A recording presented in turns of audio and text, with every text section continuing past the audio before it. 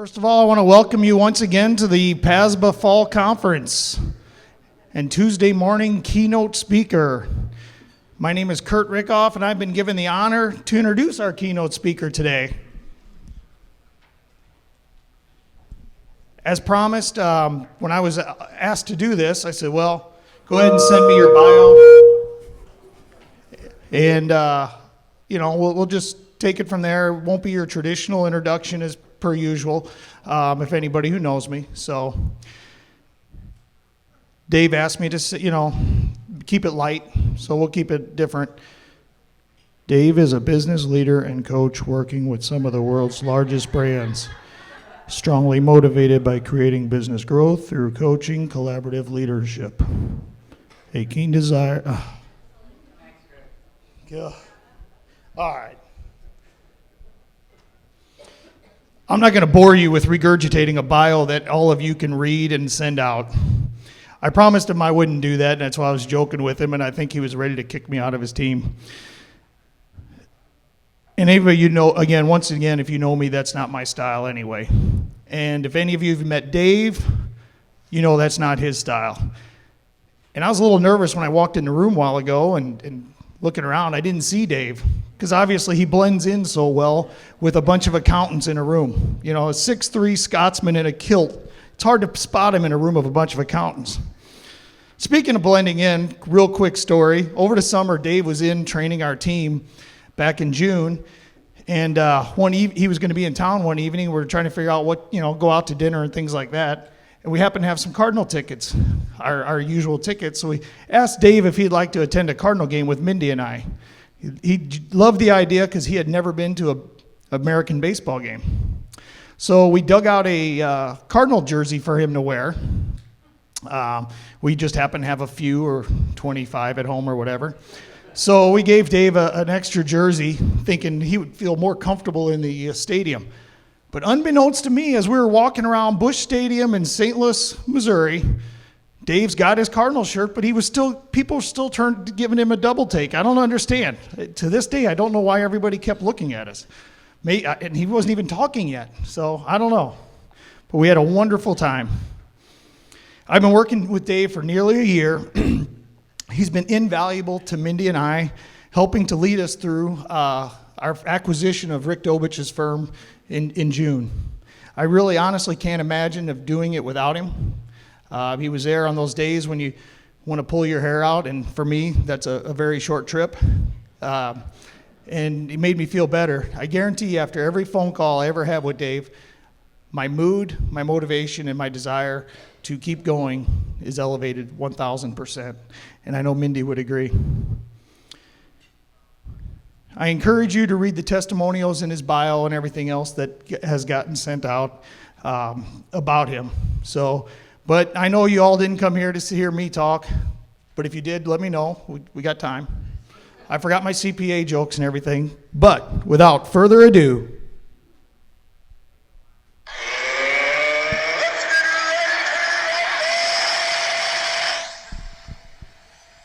I sent Dave that as a sound clip asking if that's what he wanted me to do. Before that, two quick warnings. I forgot to give the warnings. One, Dave is high energy. If you keep listening, keep yourself open and listen to what he has to say, because he will be in your face per se. You will learn, guaranteed. You will take something out of this, and you will get that nugget that you came to PASBA for. The other warning, it is English he's speaking. As a matter of fact, he's speaking a lot better English than we are, but if you need a translator, ask any of us who've worked with him over the last 9 months, we can help with that. If he starts talking about the wee lad and his cup of brew this morning, just go with it. Anyway, Dave Evans, Real Leadership Coaching.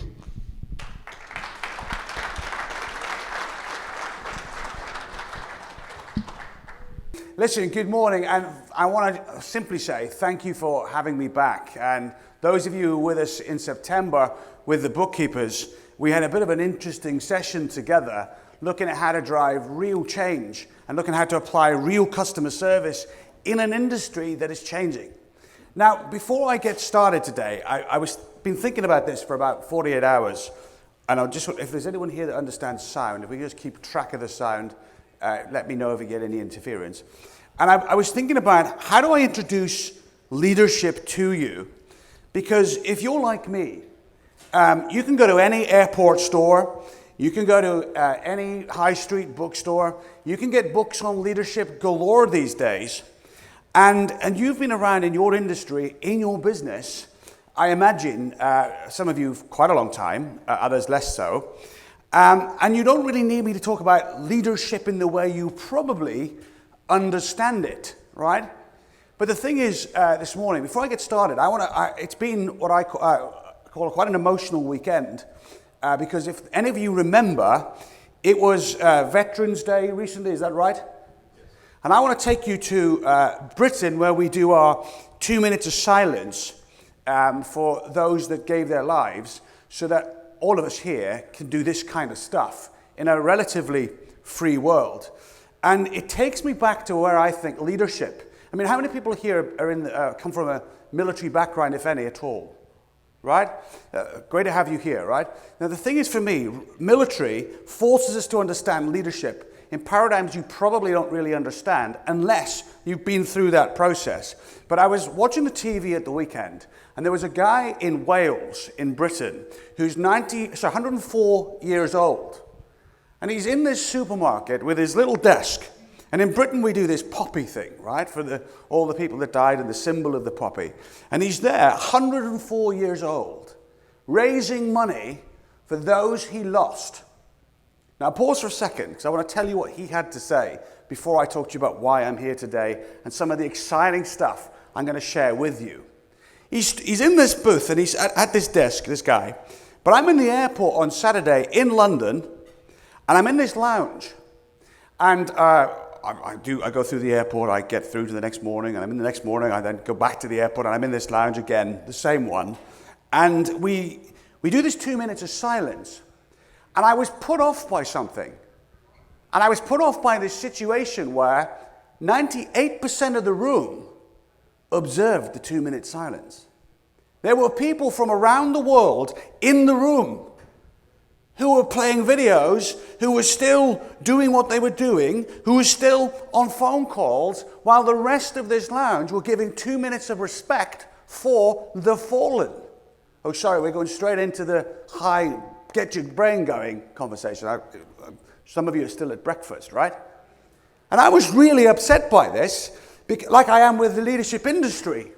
Because the world I live in the leadership industry, we're going up and warning you, is full of nonsense. Half the stuff you read is out of date. Half the stuff you say to yourself is out of date.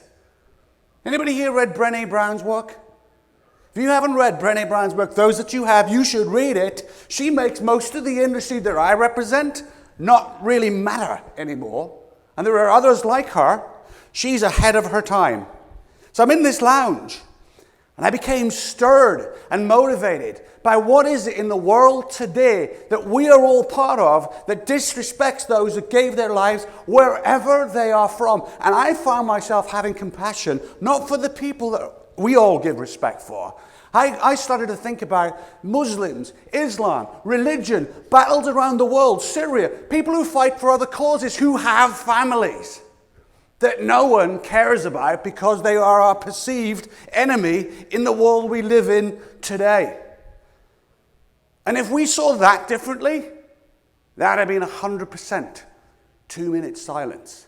And as a leader, I found myself being really moved for the fallen soldier wherever he or she is from. Do you know what I'm talking about? Have you ever seen terrorist families who've had a terrorist in their family who's committed an atrocity, being interviewed on TV, and they have no idea about their child?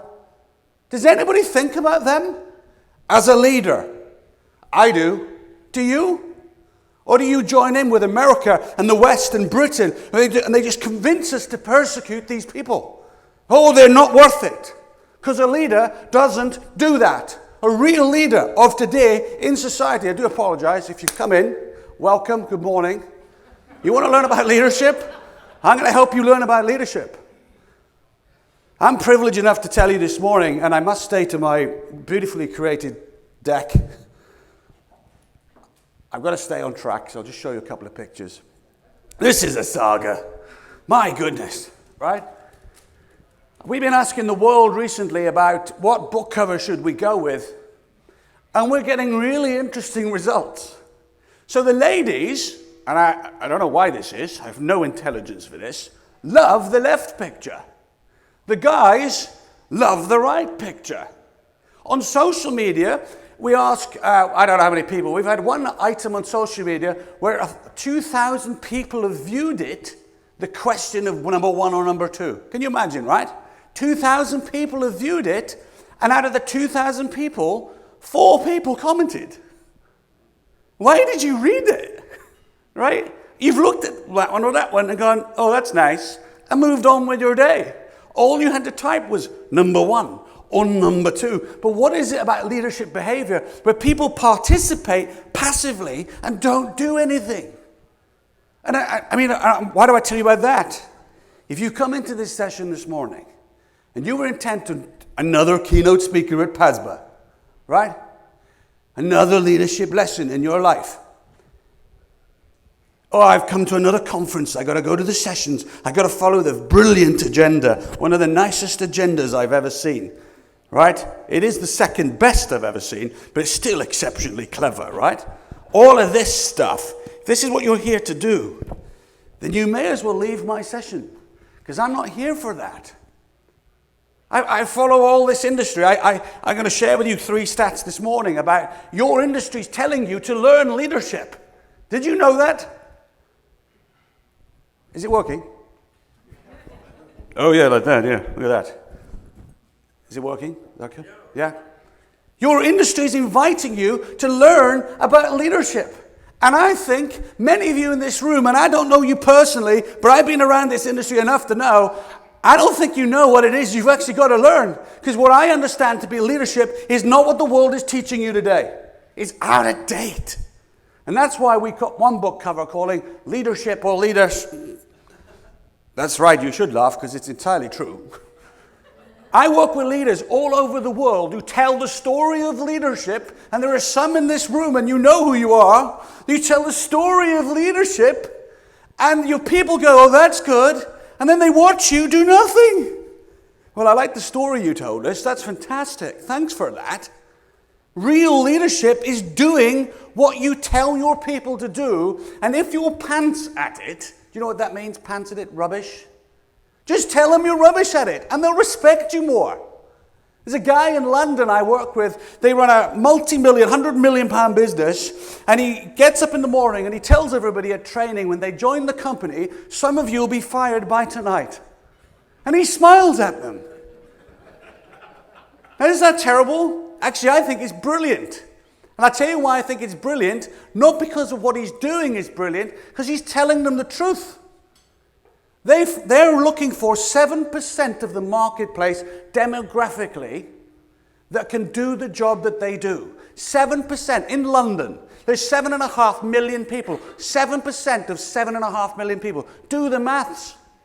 Can you imagine how many people he's got to churn that can do that job? But those that make it earn upwards of 150 grand a year on the telephone doing sales.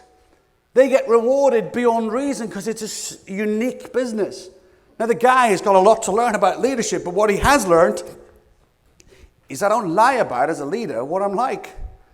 I'm not very good at this, but if you give me what you give, and I give you what I've got to give, we can probably work this out. If you can't do that, you won't make it around here. I mean, how many people in this room have made bad hires? And then you convince yourself, oh, it's the person. You know, we're having a conversation with the modals out at dinner last night, Vince, and was it Frank who was with us as well? Is that right? Yeah. And they were talking about the accountant's way of, and that's not what they were actually doing. We have this accountant's way. They don't talk like that, right? If you spend time with the modals, they don't talk like that at all, right? And anyway, and they're going, oh, we do this profiling of candidates. And the question was asked, how do you get through 200 candidates when you're recruiting? And when they had the conversation was over, and Vince was there, and he looked at me, he said, and I commented, I just said, I don't use any profiling tools with any of my clients when you're recruiting. It's the wrong way round. How many of you in this room are looking for tomorrow's talent, but you're striking them out at the application point? I've read some of your job ads for a bookkeeper, right? They make me want to yawn. I go, oh, I wouldn't do that if you paid me £1 million. Plus, that criteria, I'm not a CPA. I don't even know what you're talking about. And that's not entirely true. Of course I know now, right? But imagine being a millennial, the myth of the millennial, or even worse so, the next generation, 14 to 19-year-olds, the world is labeling them snowflakes. If you're from California, you don't know what that is. Kevin's here from LA, isn't that true? Snowflakes? What's a snowflake, right?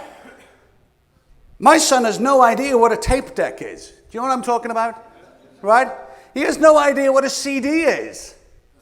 Is he wrong? No. Should he know? Definitely not.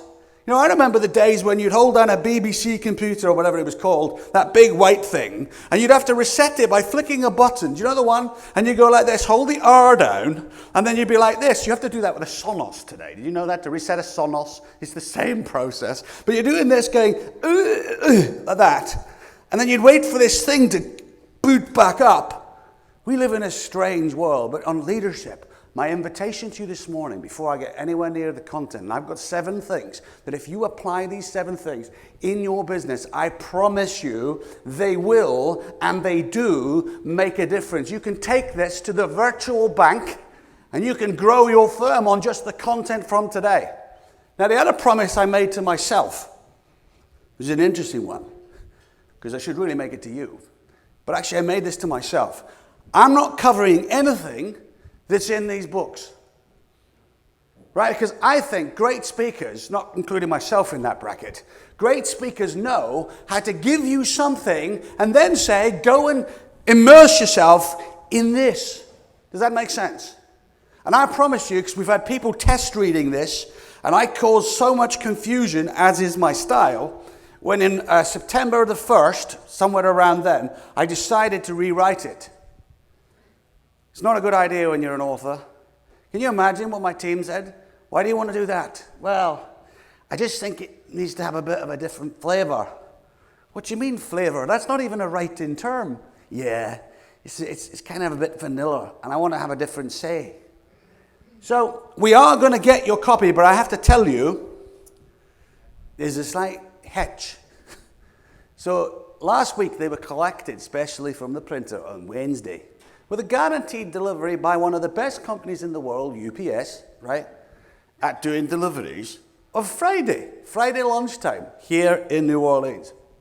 Friday lunchtime UK time, we got a message. Hello there, it's got a slight problem with that delivery packages.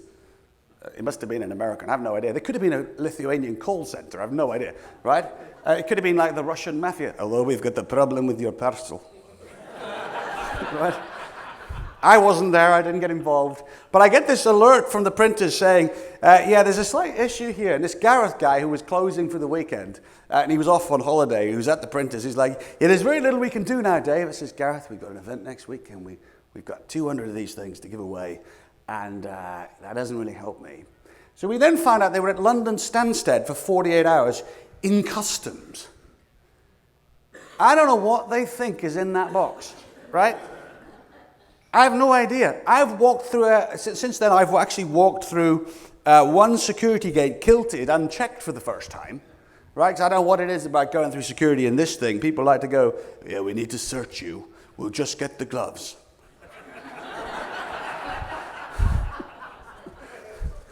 I'm really sorry, it is what happens. And I sometimes get really nervous depending on what they look like. I go, uh-oh. One guy was searching me for ages. We'll leave that alone. But he says, are you okay with this? I says, I have to be. You're the security guy. Anyway. So we then get this promise by this fantastic brand. And I don't think UPS have done much wrong, actually, other than failure to deliver on the service that you bought from them. There's a lesson there alone. And anyway, they then tell us on Monday, yeah, you're going to get them by 10:30. So yesterday, I was hanging around the hotel lobby till 10:30. I was up in their delivery depot, 2 floors up here in the hotel, for about 6 or 7 times. I had them taking photographs. I had the people who work in the office taking photos with this bag, and I'll tell you about that later. Having a bit of a laugh with them, and then they don't arrive. And I'm like, So we get in touch with them. Guess what's happened to these 11 boxes? They're now with US Customs. So the US government's decided through their system that there's something suspicious in these boxes. Now listen, I'm assured they may get here at some point in the next 48 hours. So what I'd like to ask you is a bit of patience. And if for whatever reason there's an issue by Thursday, because we are not going to reship them from the US out of the US once they are here, I may have to ask a couple of people locally to maybe help me out, get them to you from the ground here, because we want to make sure you all get your copy. Because I promise you this, those that have test read it, there's 2 things in the book I ask you to do. Unlike any other author, pick it up and put it down and pick it up again. Let's think about that for a moment. Who's read a book here? You got halfway through it, maybe a third in, and you just stop. And you even can be inspired by the start. I'm going to share with you some thinking in a short while, which I need to do, by the way, to dislodge you out of your own thinking, right? The biggest problems we face in the world today are often in our own head. So I got to kind of push you out of it and go, get out of your own way, move. Imagine Tom's at the back there. I'm saying to Tom, get out of your way, Tom. Right? Tom knows what I'm talking about, right? But the thing is here, though, if you do that, the book's designed for you to pick it up, digest it, think about it a little, do a bit of an application process and go back to it, or you can consume the whole thing in a couple of hours. It's deliberately written that if you want to get there on a Saturday morning, you got your coffee and your newspaper, you put your newspaper down and you say to yourself, I'm reading this by lunchtime. You can do that with this book. The cover's different. The content is entirely the same. But one of my invitations to you, because I got some videos to share with you this morning that I think are going to make you think differently just by watching these videos, right? I need to ask you to put down your perception of leadership in this century, and I want to invite you to the board. This is on the back of the book. This is the chapter structure. And often, the single biggest step any of us ever have to take is to get off our chair and into the game with leadership. Now, I'm not calling leadership a game, right? I'm giving you a virtual board here, and you've got to work your way around it like playing Monopoly or any other famous game. And you've got to apply your own learning, because the first rule I'm going to share with you in a little while, if you fail to do that, your people never will. If you don't apply the learning in your life, your people won't. If you get frustrated at your people in your team going, why is it they're still like this? You got to look in the mirror first. There's no other place as a leader. Now, I also want to let you know, your people are also very skilled. And I want to tell you about a project I was part of recently. And I want to warn you about this industry. And more so, I want to warn you about people in your firm. Because people are very clever. And if any of you here have had children, you know children are also very clever. People are the same, right? But here's the warning. Your people will convince you the stuff you're teaching them is not for them. Oh yeah, this doesn't work for me. And it almost sounds, if they deliver it in the right tone, there it is, there's the tone. There's a duck. That's all right. Welcome. Whoever it is, if they ring again, I'm happy to take it. I'm very good on stage on the phone. There you go. It's my wife's birthday. Oh, is it? Oh, well, we should all wish her happy birthday if you like. So if she rings back, we can sing, can't we? Right? Anyway. Now, the thing about this, though, right? I was part of a project where we were using our coaching software to change behavior, right? Just think about that. Coaching software to change behavior. Not results, behavior first. And the boss of this project of about 60 people came to me and said, yeah, 10 of the people are finding it's not for them. And I said, well, that's really interesting. But what do they tell you? It's the systems, it's the technology, and they just can't get around it. I said, okay, what did you say? Oh yeah, I said, I'd speak to you about it. So I said, okay, could we have a slightly sideways conversation? What do you mean by sideways? Well, let's step sideways. Old-fashioned British phrase. This is sideways, right? So let's imagine we're there. Let's step sideways and I won't fall off, right? So let's now imagine we're talking to ourselves about what we just said. What do you now notice? He had no idea what I was talking about. I said, let me explain to you what I see. Your people have worked out that they don't want to do this. They've told you a convincing reason why they probably don't need to do this. You've heard them, then you've approved it. When if you ask the bigger question, which is this, okay, so we've invested in this program for 60 people as a business. We've invested in your development. We've invested in you learning to be better at your job to help you change your behavior from here to here, right? At what point, Mr. Person, did you think it was acceptable to attempt to convince me this isn't for you? This is the way this firm is going. What can I now do to help assist you in coming with me? That's getting in your way right now to convince me this is the technology. I've had a client this year, a super billion-pound business, tell me that the coaching pad software, which is a different software, wasn't working in their team. They made up faults with it. See, we got all the systems that tell us if the faults are real. And I had to go back to this team and say, listen, these faults you're telling us about sound like there's something else. He goes, how? I'll show you. There's no faults. Look, we had our IT team tell us what the faults were and they didn't exist. Yeah, Dave, it's actually not happening, right? I said, your people are trying to convince you that they just don't want to do it. And by the way, if you start at that human level, people sometimes just don't want to do it. It's normal, by the way, right? And the reason why I mentioned Brené Brown, I've been studying her work recently whilst I've been cycling about some personal issues in my life I want to work through as a guy, as a dad, as a husband, and she upsets me. She upsets me because I just hate it, what she does in my head. I'm a solutionizer and I study her work, right? And then all of a sudden I learn all the answers to the problems in my head and the code to fix it. And then I go, no! And like, what are you going no for? I don't want to do it. I actually preferred feeling uncomfortable about it and disliking it than now I can fix it and I've got to go there. Because if I know the answer as a coach and I don't step forward and change, it's my fault. I'm not applying my own lessons. That's what that lady makes you do. She makes you understand the problems in your mind. And then where I come from, if you know the answers to your own problems, you've got to take action to fix it. Because I'll come back to that in a little bit. Action is a game changer. Now, a couple of things. I need to ask you this morning, up until about 12:15, to apply some rules in your life. Here's the first one. I got some feedback this year from another conference, and I'll tell you what they said. They said the following sentence, yeah, I'm not quite sure how I was meant to apply that. The learning, right?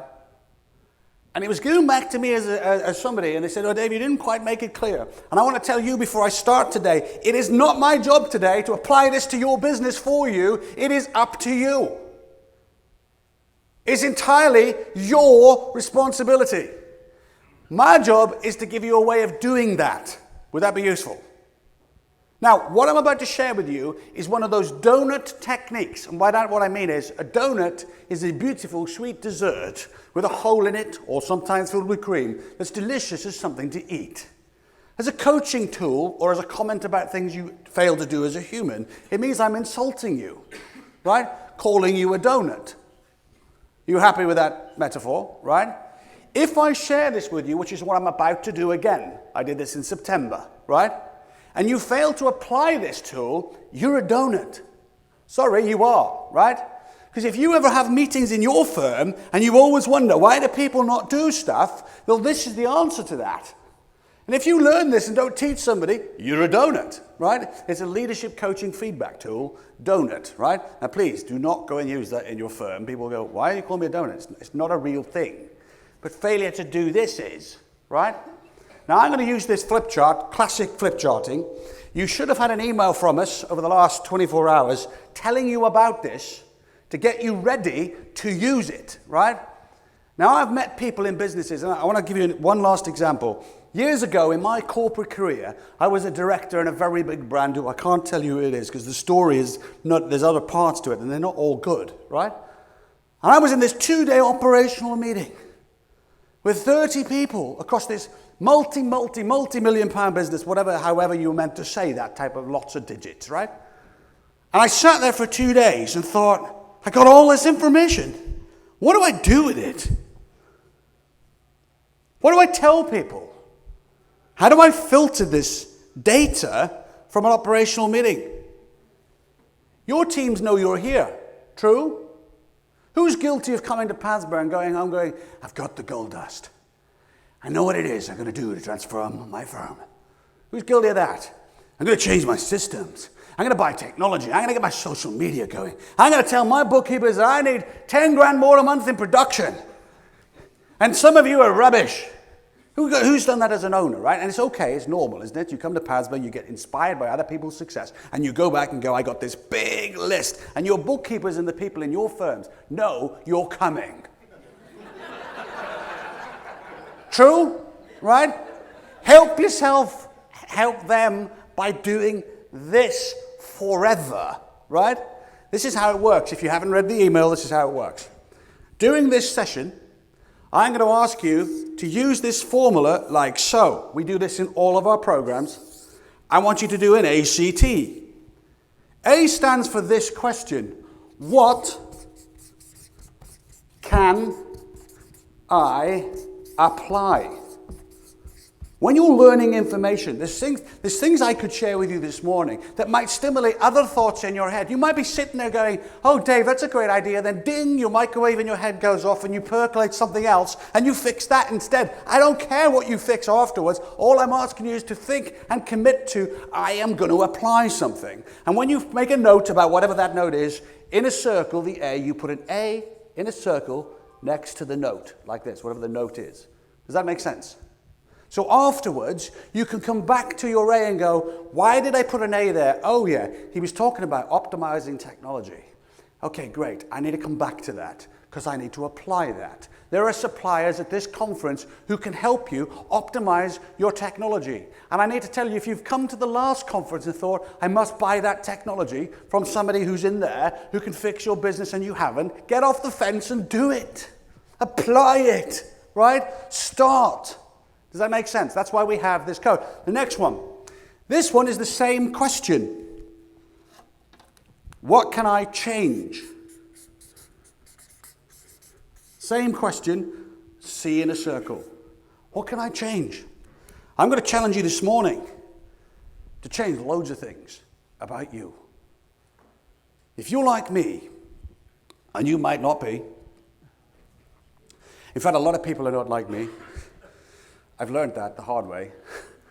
And the thing is, if you are a bit like me, I daydream.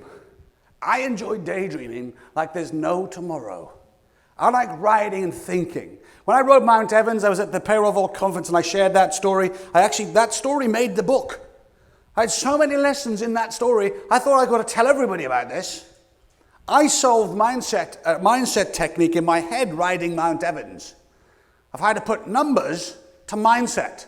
How to apply numbers, as in metrics of your business, to the mindset techniques that I've written. And by the way, they're not in the book, they're in the sequel, so you can look forward to that. I wrote a chapter, it was 11,000 words as a result of that discovery, with no oxygen at the middle of being up 14,500 feet of a mountain. And why do I tell you about it? Because I had to make some changes to my own ideas. So if you've got things you want to change today, put a C in a circle next to it in your notes. Final one, my favorite. Let's change the colors. Same question structure for all of this. What can I apply? What can I change? And for some of you, it'll be what can I communicate? The last one, what can I, here we go, ready? This one is teach,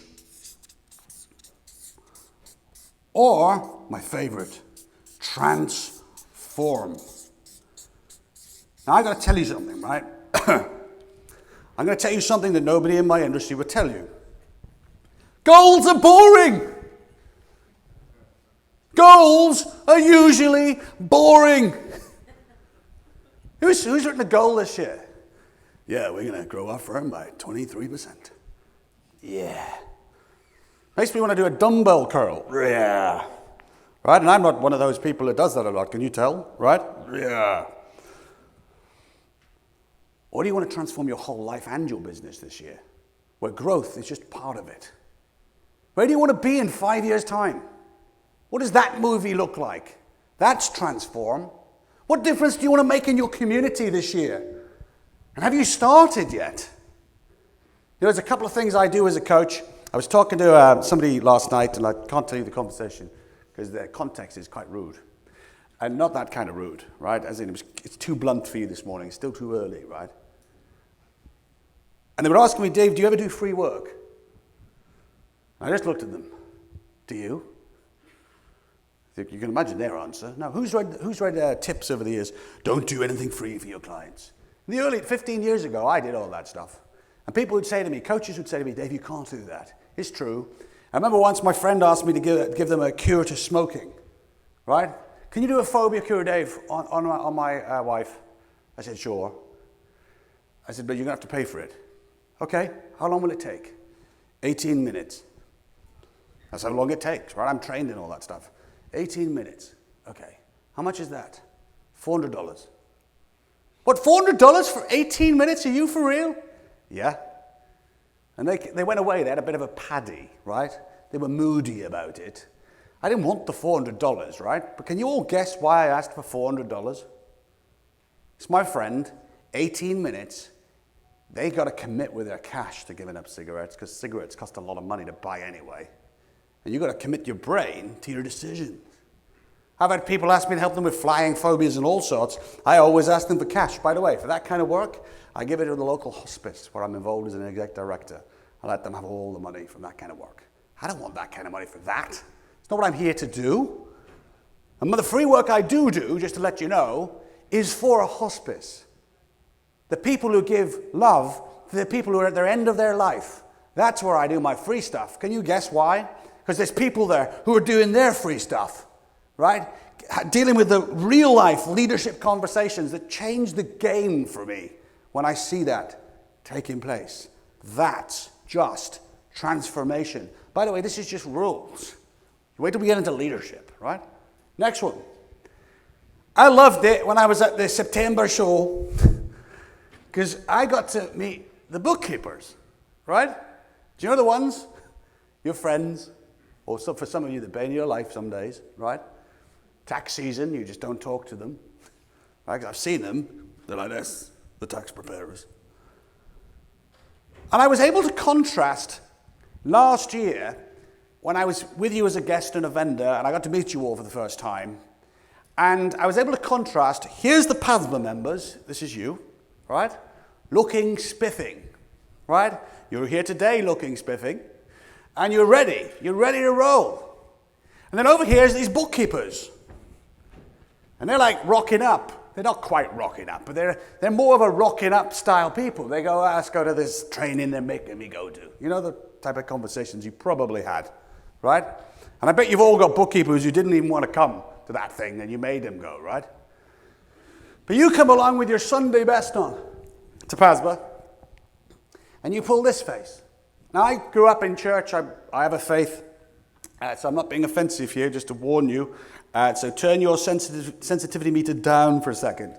And you have that Sunday morning church service look. Here it is.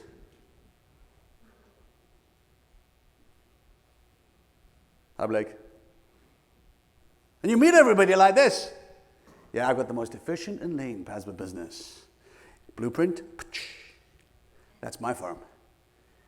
My stats are some of the best in the industry. You know what I'm talking about? You can't help it. It's part of your kit, right? And some of you, yeah, we're the biggest firms in the room. And you have that Manchester United edge to you as you walk around. Yeah, I'm part of the biggest soccer franchise in the whole universe. That's my team. And you wear your badges with it, right? Nothing wrong in that either. But your bookkeepers, you see, this is what I learned. They don't do that. That doesn't matter to them. And then what I learned is this. Some of you who are doing the Sunday version like this, right? Oh yeah, I've got it together, me. Right? And then the bookkeeper's going, you should try working with him. Seriously, there's a gap. And there's nothing wrong with that gap. You can be in any industry, you're going to find a similar gap. So it's not new, this is not exploratory, this is not a breakthrough in the medical world or the science world or leadership world. This is just something that's happening. And I want to ask you for the rest of this session, please, and I'm begging you, please leave what's about to come up in a second. Leave it at the door. My wife rang me the other day and she said, Dave, I've realized something. And I was like, uh-oh. Sometimes these conversations need help, right? As in, I need help afterwards, right? She goes, all those times I've said to you, I think you've got an ego. Look at my face, right? And he's recording this. She's going to see this, right? She said to me, I've just realized something. It's your way of building empathy. I could have cried after that feedback. Because those that know me personally, I don't care for this stuff. I could walk away from my job tomorrow, never do it again, and I'm okay with that. Doesn't matter anything. But while I'm blessed enough to be here on this planet, to meet people like you around the world, I am here to shift your mindset from where it is to somewhere different. For your betterment, not mine. I actually don't care. Please forgive me. This may sound rude. You may mistake it as arrogance. It isn't. If none of you ever work with me. My commitment from you is if you do these two things and you leave this morning at the break, you leave after the break, and you come back and you go, do you know what? That guy gave me something. That's all I want you to find. For you, not for me. If you leave that at the door. Because this is not your standard start to a conference. And I kind of gave you some insights talking about the fallen. I think the world should be focused on the fallen soldier for those that lost the people they love. And you won't have that situation in that business lounge. And I'm that troubled by it, I might even start it. I'm that motivated by it, because this guy in the shop in that Tesco store, that 104-year-old man, he came back from the war, right? He came back from the war. He survived Auschwitz. Anybody study that? That may not be how you pronounce it, right? That's the Dave Scottish version of the way that you read that word. It's like polio, which is chicken in Spanish. I say polo by mistake, right? It's not. It's like polo. So anyway, you know what I'm saying, right? Adios, avios is who knows, right? And I'm living in Spain at the minute, which is really quite difficult. Anyway. He came back from the war. He survived the concentration camp. And if anyone wants to read about that stuff, read the following book, right? Man's Search for Meaning, Viktor F. Frankl. It'll blow your mind. I'm going to talk to you about mindset in a short while. You read that book, you'll never have a bad mindset ever again. Because they dehumanize you. In those concentration camps, you get dehumanized. They deconstruct your identity before taking you there. If anyone's done it, read about it, and researched it, it's an awful thing, right? I was reading an article about Black America and some of the disputes you see in your community. Sorry, I'm going to touch it. I got to. I'm inspired by what I heard. And I heard something. Americans' history is littered with dehumanizing the black people. Did you know that? It just wasn't in a concentration camp. Why am I telling you? Because what I'm about to tell you next, I think, is a game changer for the US if people just knew. If you understand what you did in the past, you'd realize it takes generations from psychology, 10 generations for that to evolve. I don't think you're even that far. It's been like 40 odd years since the 60s. However long it is, 50 odd. That's not long. Christianity modernized in the Crusade period of the world. Did you know that? Islam is modernizing now. We've had 1,000 years head start on the rest of the world. And we complain about it. Think about that as a gap. How many people in this world have died in 1,000 years and didn't get a chance from the East to modernize? Do you know what I mean? And yet we see it in this narrow polar view. This guy, he's in Tesco's, he's at the supermarket, he's raising money for poppies to pay for those, to Remembrance Sunday in Britain, right? He's there. And his wife, he came back from the war, she said to him, he's in the bathtub, he's naked, and he's frail, and he's all curled up, and he's got tears on his face. And she says to him, what have they done to you? This is on TV at the weekend. And if you're not feeling emotional, you need to prod yourself. Listening to somebody like this on TV, 104 years old, raising money. He said, my wife said to me, he said, my wife was the woman who put me back together when I came home. And I'm in the bath and I'm frail and I'm like this and I'm feeling really terrible and I'm like this. I'm starting to perspire just telling you about this, right? Because this is proper emotional for me. And he said, honey, don't worry about me. I made it back. All my friends are still out there. They're never coming back. I watched a guy on the Normandy beaches, a guy who, you might have heard this story, he ran away from his care home 2 years ago. Do you ever see that? The British guy who ran away from his care home, another elderly guy, he's died now, and he ran away from his care home to go back to the Normandy beaches. If you've read anything about World War II, this city's got a great place to go and explore, a museum. If you've got time while you're here, go and explore that. Some of you have. You'll learn lessons from ghosts of the past, right? Anyway, this guy left his care home, he fled to France, he somehow got on a ferry, and he was interviewed on the news and said, why did you go back? Why was this so important to you 2 years ago on Remembrance Sunday? Do you know what he said? Brace yourselves. I wanted to go and walk with the ghosts of my friends that I haven't seen since I was 19. He was reverting to being 19 on the beach in his head. And we complain about what in our firms? Do you know what I'm saying?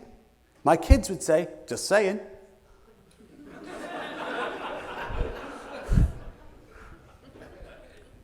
The final rule, and these are just rules.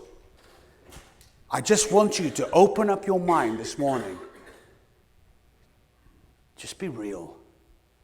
I was watching Cars 3. We were having a conversation. Blake was part of this conversation about famous quotes, and he shared a really beautiful one. And if you're around, Blake Bodle, he's involved in one of the boards of PASBA, and he's got some real wise quotes. And his Benjamin Franklin one, you need to ask him about it. It's a belter, right? And you could write that quote down, use this coding system, go back to your firm and do that quote, one quote. He'll tell you about it himself, right?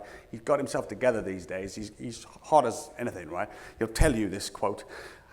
And I was there with Frankie Fiore as well, and we were chatting, and I said, I was watching Cars 3 on the plane. Now, I haven't traveled to the US for a while, that's about 8-9 weeks, and I'm really glad, because I'd run out of movies to watch, because I write half a flight, and then I watch a movie. But Cars 3 was on the Delta Flight Entertainment panel, right? Now, as a guy, I'm not quite comfortable getting into the cinema by myself to watch Cars 3. Look, right? I'm carrying my skiing dude, right? I'm armed, right? I can't really go to the cinema with these kids dressed like this, right? Anyway, I'm on the plane. Halfway through this movie, there was a quote that came out of the movie like this. I'm like, wow. That's cool. Now, if you know the story of Cars, how many of you seen it? Brilliant film, right? Fabulous movie, right? Anyway, in this latest one, imagine how relevant this is to some of you in the room, right?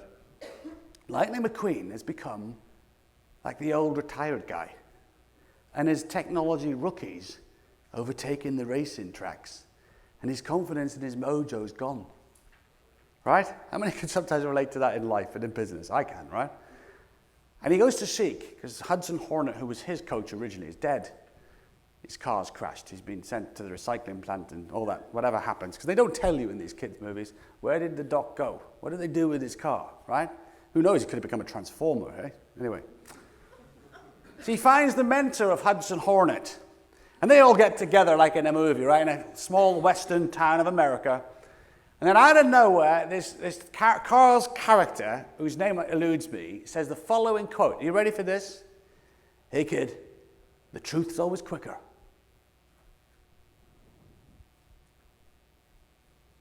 Are you up for that? You see, I'm lucky and I'm weird. I got 5 kids, 3 of them are stepchildren, 2 of them are mine. I've had a practice wife before, not personal. I shouldn't have married her. She's happily married today. It's not offensive, ladies, right? I was a fool. I was a goon. I shouldn't have got married, right? And I've learned those lessons. I've been to therapy, right? And we had differences that were just so different. And my 5 children have told me for years, as a blended family, to the woman I love, and I will probably grow old with, Debbie, right? You're weird. Can you imagine living with me, right? You're here in the room for now. Some of you want to get out. I can see it in your faces, right? It's fine. But anyway, if you're like me, and I am generally all of those things, I love nothing more than dining on real change, real possibility, and finding possibilities. Finding ways to be better. Finding ways to improve what I'm about. Finding ways to improve the impact and the legacy I can leave on others. And here's why. In 2006, I was plugged up to a machine in hospital, wired up.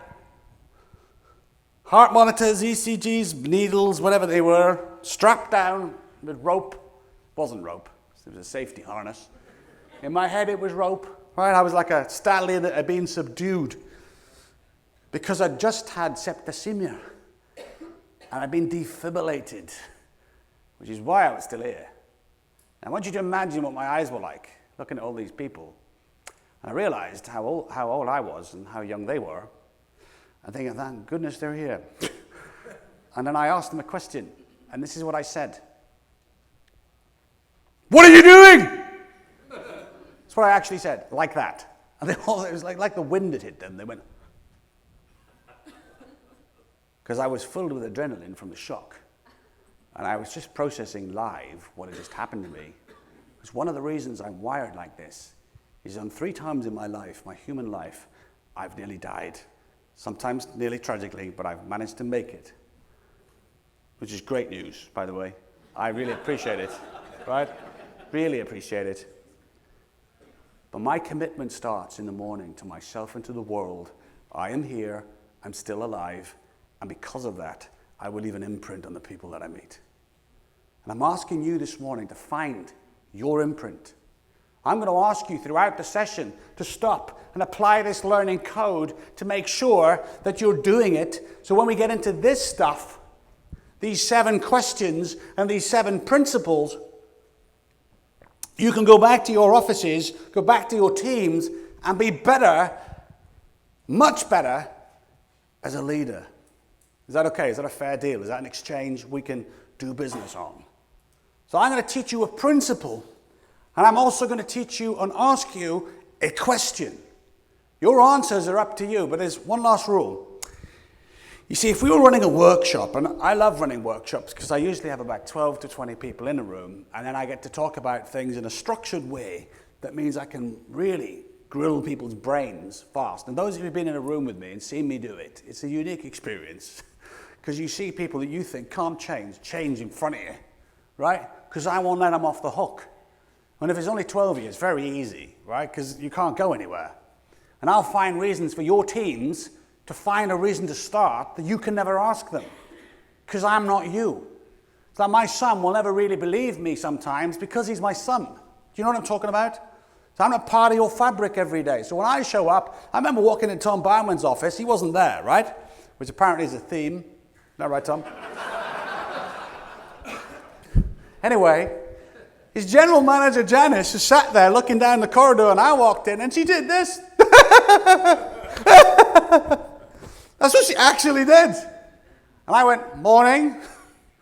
Because I don't think she could actually believe, despite me having a caricature of myself, I would actually show up like this. This is how I dress. Blake Motelin the other day saw me arrive, and I was in shorts for the first time, as did Bob, when I arrived the other night, because I'd been traveling with 24 hours to get here. And they said, why aren't you in your kilt? Blake said to me, who are you? It's funny, isn't it, right? But the deal is, I'm going to ask you a question, and I'm going to teach you a principle. If you apply these 7 things in your firm, I promise you, you can take them to the bank. But here's the final workshop rule that I have to lay down. We live in a world where technology, like this morning, will get in your way. If you've got stuff open on your computers, on your smart digital devices, on your telephones that are not note-taking, right? Close them. Close your apps. Just use your note-taking. Treat this like your life requires it for you. And avoid anything else. You got alerts, notifications, kill them. You'll have time at the break to adjust. Kill this stuff. I go to meetings, boardrooms around the world, and you'll be in a boardroom and a dysfunctional team of directors will have their laptops open, and sometimes I get to see what they're doing as the facilitator, and I'm looking at the boss who's running the meeting going, you've no idea, they're on Instagram. If that meeting is not important, and you're on Instagram, say, I don't want to be here in this meeting. Have the grown-up conversation. Do you know what I mean? Versus doing something else. So let me just say that one more time. So I'm asking you, for the duration this morning, kill your other stuff and focus on this for you. Because until you do fully and immerse yourself in it, how can you ask your people to do that? Isn't that fair? You can't set an expectation for somebody you lead that you don't do yourself. Because they will never believe you. The worst part about that is you probably all know that. Yet you sometimes, like me, will go, oh, yeah, I'll just do that. I was sitting with my kids recently, and I'm watching TV, this X Factor stuff in Britain. It's like American's Idol. It's rubbish, right? And I'm watching it, and I'm going, do I really have to watch this? And I get my head into the game, and I go, I'll watch it because the kids all want to watch it. And we're moving to Spain, so we'll do this for the last time while we're all together. And at one point, Georgina, 22, TV's on, iPhone, right here. Bethany, 26, with a son, who's 6 months old. X Factor, on her phone. Georgina on her phone. Tom, Bethany's other half, on his phone, 30. Jack, Georgina's other half. Matt, did you see where this is going? We live in a world where that's a drug we all subscribe to, but when you're learning, you've got to turn it all off. That's it. I want you to watch this video, and as you watch this video, I'm going to ask you one last question, because as this video plays, it's going to play something familiar to you. I want you to ask yourself 3 really simple questions. What does that say for me? What does that mean to me? Because I'm going to make a point to you that's in the book, the only link I'm going to do. And it's the last leadership lesson I'm going to give you before we start the lessons. And this morning's action-packed. It's intense. It's going to keep going. This will not relent till we're done, right? But take a look at this. A question. Tell me, how beautiful is Scotland? Right? And if any of you have not been to Europe, and listen, if you visit Britain, as a Scotsman, I need to tell you, visit Scotland first. If you go to London and do the London things, right? You can do London things. You can go to New York and do that, right? But that's what Scotland looks like. Isn't that cool, Kevin? Right? Scotland's like amazing, right? Anyway. And the dollar's so strong, why wouldn't you go, right? You probably haven't realized, I can tell you living over there, that the Apple products have gone up in price by about 1/3 since the pound's become weak and the dollar. It's really ridiculous. Anyway. Think about this, though. What was the song? Amazing. How many of you know the words? How many of you even know what they mean? We treat leadership like this. We all know the rules. Yeah, we just don't quite apply them. And wherever you are in the world, that song, people know what it is. It's like the Lord's Prayer. And I'm going to quote the Lord's Prayer to you, not to become religious, right? Because there's a single part of the Lord's Prayer that I love the most, right? And it's called this: Yea, though I walk through the valley of evil. No, not through the valley of death. Right? I fear no evil. Now, the fearing no evil bit's not the bit that excites me. The location's pretty rubbish. Think about it, the valley of death, right? There's a word in there that you probably said at high school, walk, which means move. Do you know what I mean? People in dark places will be in dark places for a while, but they don't realize it. They just, I hate this dark place. And what the lesson is, move. Your firm will change when you move, right? Amazing Grace is just a symbol. The song's a symbol. That's all that is.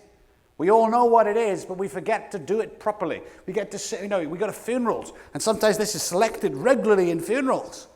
At big military processions. Why? Because it's a powerful set of lyrics. If you stop and think about the words, which is what you can do with imagery like that, whether you like the bagpipes or not, you start to absorb the power of why it was written that way. Does that make sense? Leadership is about doing. And here's the first thing you got to do. I could spend all morning, I'm just checking the time there, right? I could spend all morning with you on this. This is probably the single biggest area I find as a challenge for leaders around the world. And the challenge is this. Leaders in business today do not practice mindset techniques. The other day I fell out with my wife, right? It wasn't a major thing, just to put you all at ease, right? I was being a dough ball. Right? Which is like a dough ball is an Italian food. Very nice. But any food insult is only an insult because it's a food. It's nice. Anything else is insulting. Right? I was being moody. And I went cycling. And I'm on this cycling going, yeah, brilliant. My electric gears and all my jazzy stuff. My posh wheels and, all the stuff that people like me buy that the industry's built for. That I probably don't even need. And doesn't make me go any faster. But I feel good when I'm cycling. Right? And I was cycling along going, I'm quite annoyed. This is brilliant. And you're all thinking, why is it brilliant you're annoyed? Because I had an energy source that I don't normally have. I don't get like that very often. I thought, I'm going to cycle so much faster because I'm going to hardwire that energy source and I'm going to put it into my body's performance. And I took about 3 minutes off a new personal best on the island that we're living on just because I'd found another way. Do you know what I'm talking about? Your mindset is the single key to the difference in your leadership if you, it's not a gun, just trying to point, right? If you train it, because this stuff doesn't happen by itself. You know what I'm talking about? I meet people who leave circumstances to set their mindset. You might be in Starbucks or something, and there's somebody in front of you that's rude or gives you a certain look. Now, when we do keynote speaking training, one of the things I teach people is how to get Starbucks into your talk so you can drink it. Those of you who were with us in September, you saw me do it there too. Anyway, I've seen people leave church on a Sunday and go to the car park and curse at somebody, or be in a supermarket, right? I'm going to show you some stuff in a wee bit that around real leadership is about doing real things. I know what you think about New Orleans, but as one part of this place I really don't like. Anybody want to guess what it is? Have you walked the sidewalk? The homeless need in this city is one of the worst I've seen for a long time. And it really troubles me visiting. And I was walking along and people were asking me for food. I was with Sean and Marilyn Manning for a coffee yesterday morning. Very nice to see them. And when they went off to do their meetings and I was getting ready waiting for my parcels, a young lady came up to me and she looked like a normal young lady. And she said, I haven't eaten for 2 days. Can you help? Now you can't help everybody, right? But I looked at this young lady and went, you could be my daughter. What do you want? So let's go into Starbucks. We go into Starbucks. And she looks at all these people and goes, wow, look at all this. I said, look, have whatever you want. I said, the only rule is you have to queue for it yourself. Right? My husband's outside on the street. Can he have something? Now, let's lighten it up a bit. I'm going, oh no, grandchildren, kids. We're going to have a bit of a get-together here in a minute, right? But anyway, I went out on the sidewalk, met her husband. They said, I got some kind of kidney infection about 3 months ago, and we didn't have health insurance. And when you live in a world like you do, and I'm not going to talk to you about your health system, because I don't have the answers to that, but I know the British one, it is not working either, but it kind of somewhere in the middle, the world already has the answers to how America could be better. But they lost everything because he was in hospital for 8 weeks. And they said, we're really sorry about this. We'll ask him for food, yeah. And I said, I'll tell you what do you want to do? They said, can we go to CVS? I said, what's that? It's a supermarket. We can buy loads of food. Sure, let's go to CVS. We start walking up the sidewalk. And then they passed this lady, this other homeless person. Someone had bought them a tray of breakfast. And they went, oh, this is what they actually did. Oh, look, can we just go like to a cafe and buy that? I said, sure. I said, I'll tell you what I'll do. I'm not interested anymore in coming with you if that's okay. But what I'm going to do, and I gave him some cash, was in my wallet. Go and buy yourself the best meal of the day. These were not people that you'll all think they're just going to buy a drink. This is not people like that. This is people who might have lived in your neighborhood, who just had a bad run of luck, right? It could happen to anybody. And I'm meeting them on the street. Leadership is where you meet the needs of the community you're in. I happen to be in this community, and I was met by people, oh my goodness, this could be my kids. And I can't do this when I meet things head on. Do you? Brent Modal, if you talk to Brent will tell you about a very exciting subject. And I know what he's thinking right now. What subject is this? And it's not the Cubs. It's not that one. You know, the one-hit wonder team?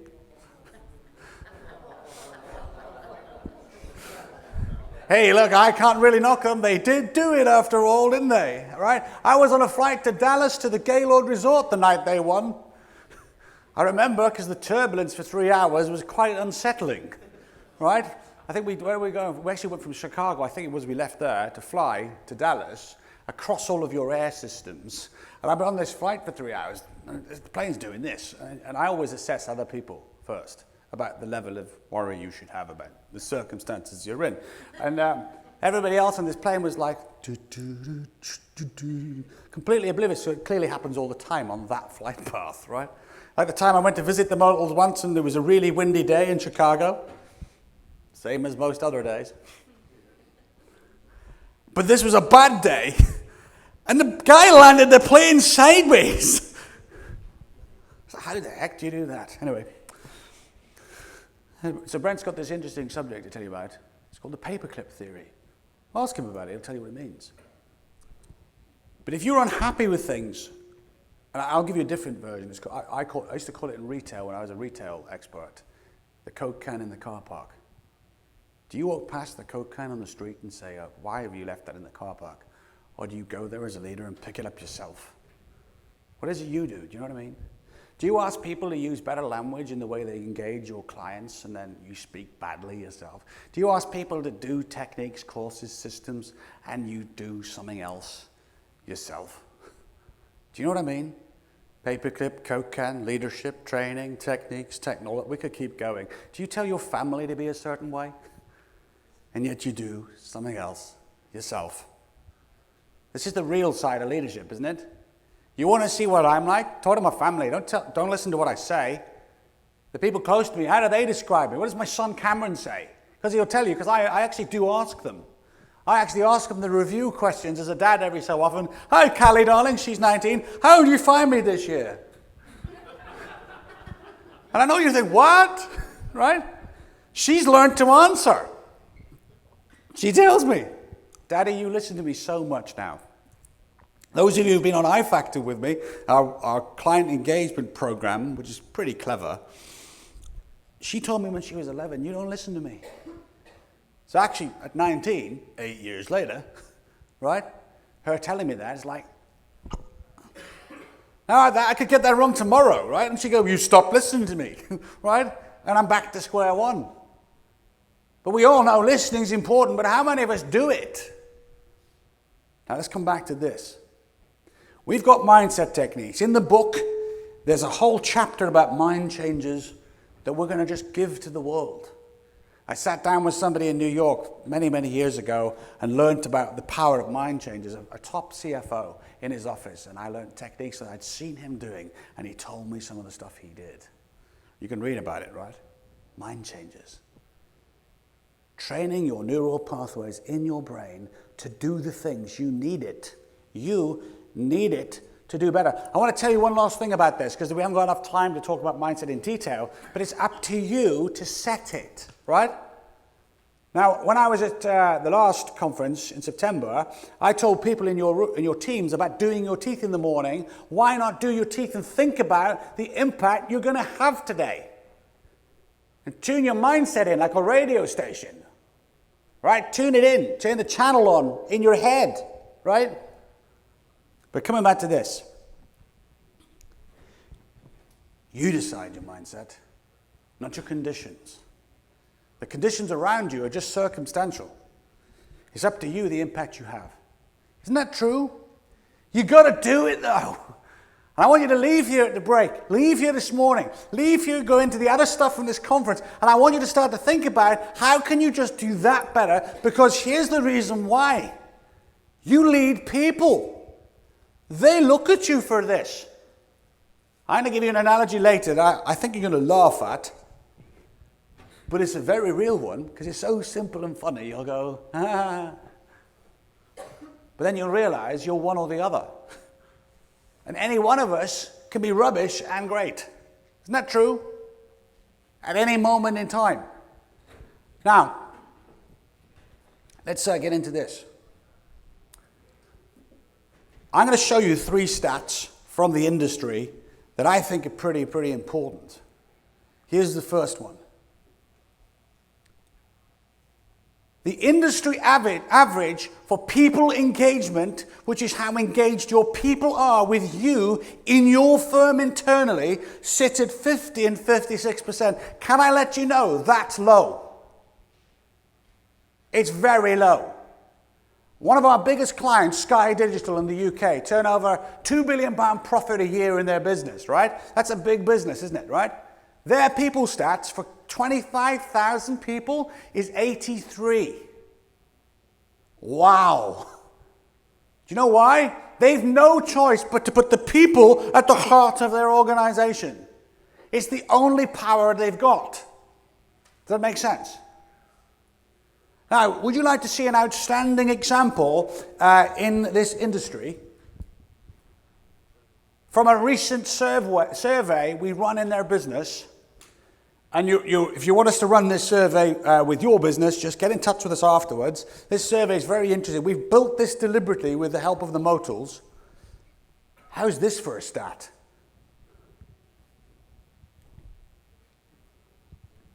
%90 engagement, and I have got to say, put your hands together for the Motel firm.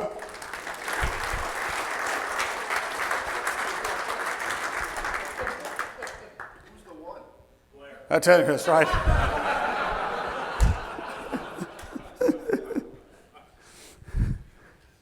I can't comment or deny on such name accusations. It's probably true, though. And there was one particular lady in the survey did something really funny. I thought it was really funny. She printed the survey off, which was digital, and then wrote it all by hand. And I think Blake had to process it. Listen, she took part, right? But this changes when we put passion into our leadership. And I don't know anybody in this room, right, who started a CPA firm thinking this was going to be a cakewalk. Is that true? You've all got an amount of passion that you put into this stuff. But here's the question I want to ask you with rule number 1. What is the future of your firm right now demanding from you as the leader?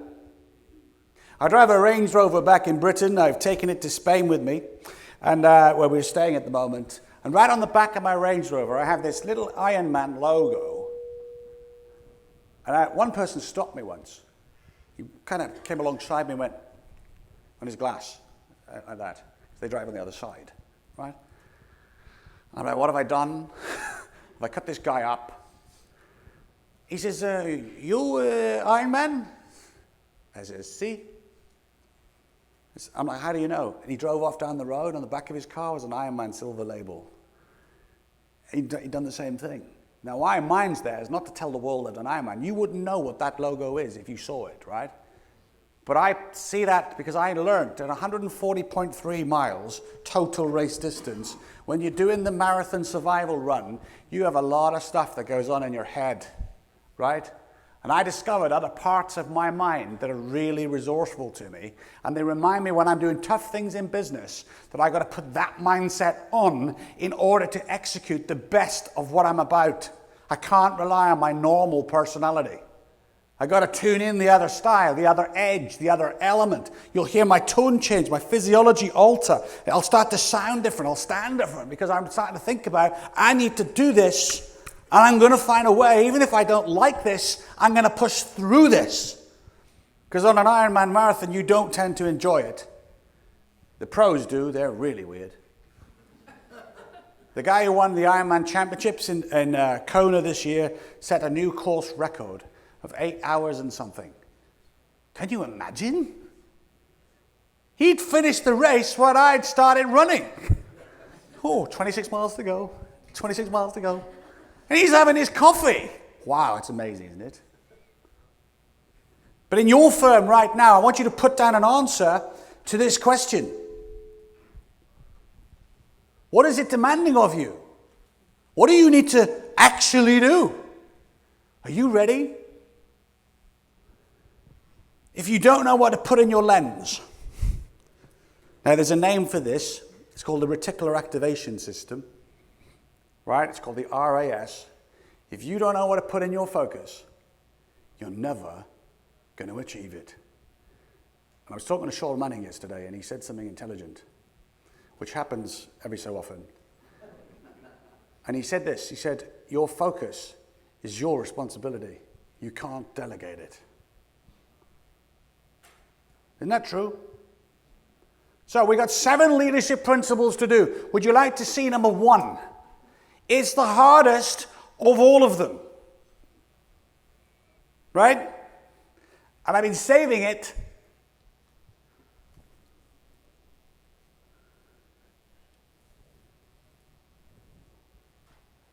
That's the hardest part of leadership. Let me give you a really bad example that I think's out of date, right? Here's the bad example.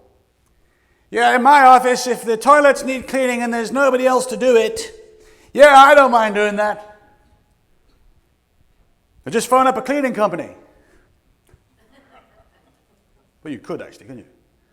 That's not what I'm talking about. That's today, right? I'm talking about the leadership required in your future, in your firm, and in your life.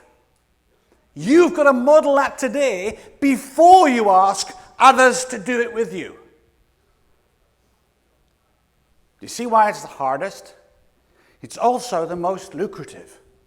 Because when you do, let's say you apply your learning and you apply the changes in leadership, you're asking others to doing some sideways movement, and you're back over here now and you're saying to somebody, listen, come with me on this journey. Come with me on this journey to leadership. Come with me on the skill improvement. Come with me on the things I'm asking, I'm prepared for you. I've prepared the way. Come with me. They are more likely to say yes when you're already doing it and they go, you're asking me to do X. Oh, you do X already. Okay. But when you're asking them to do things that you don't do at all, you should never be surprised when they never start but tell you yes. Of course I will, Dave. And then you a month later go back and you realize they haven't done it. Why? Because you haven't checked in if you are already.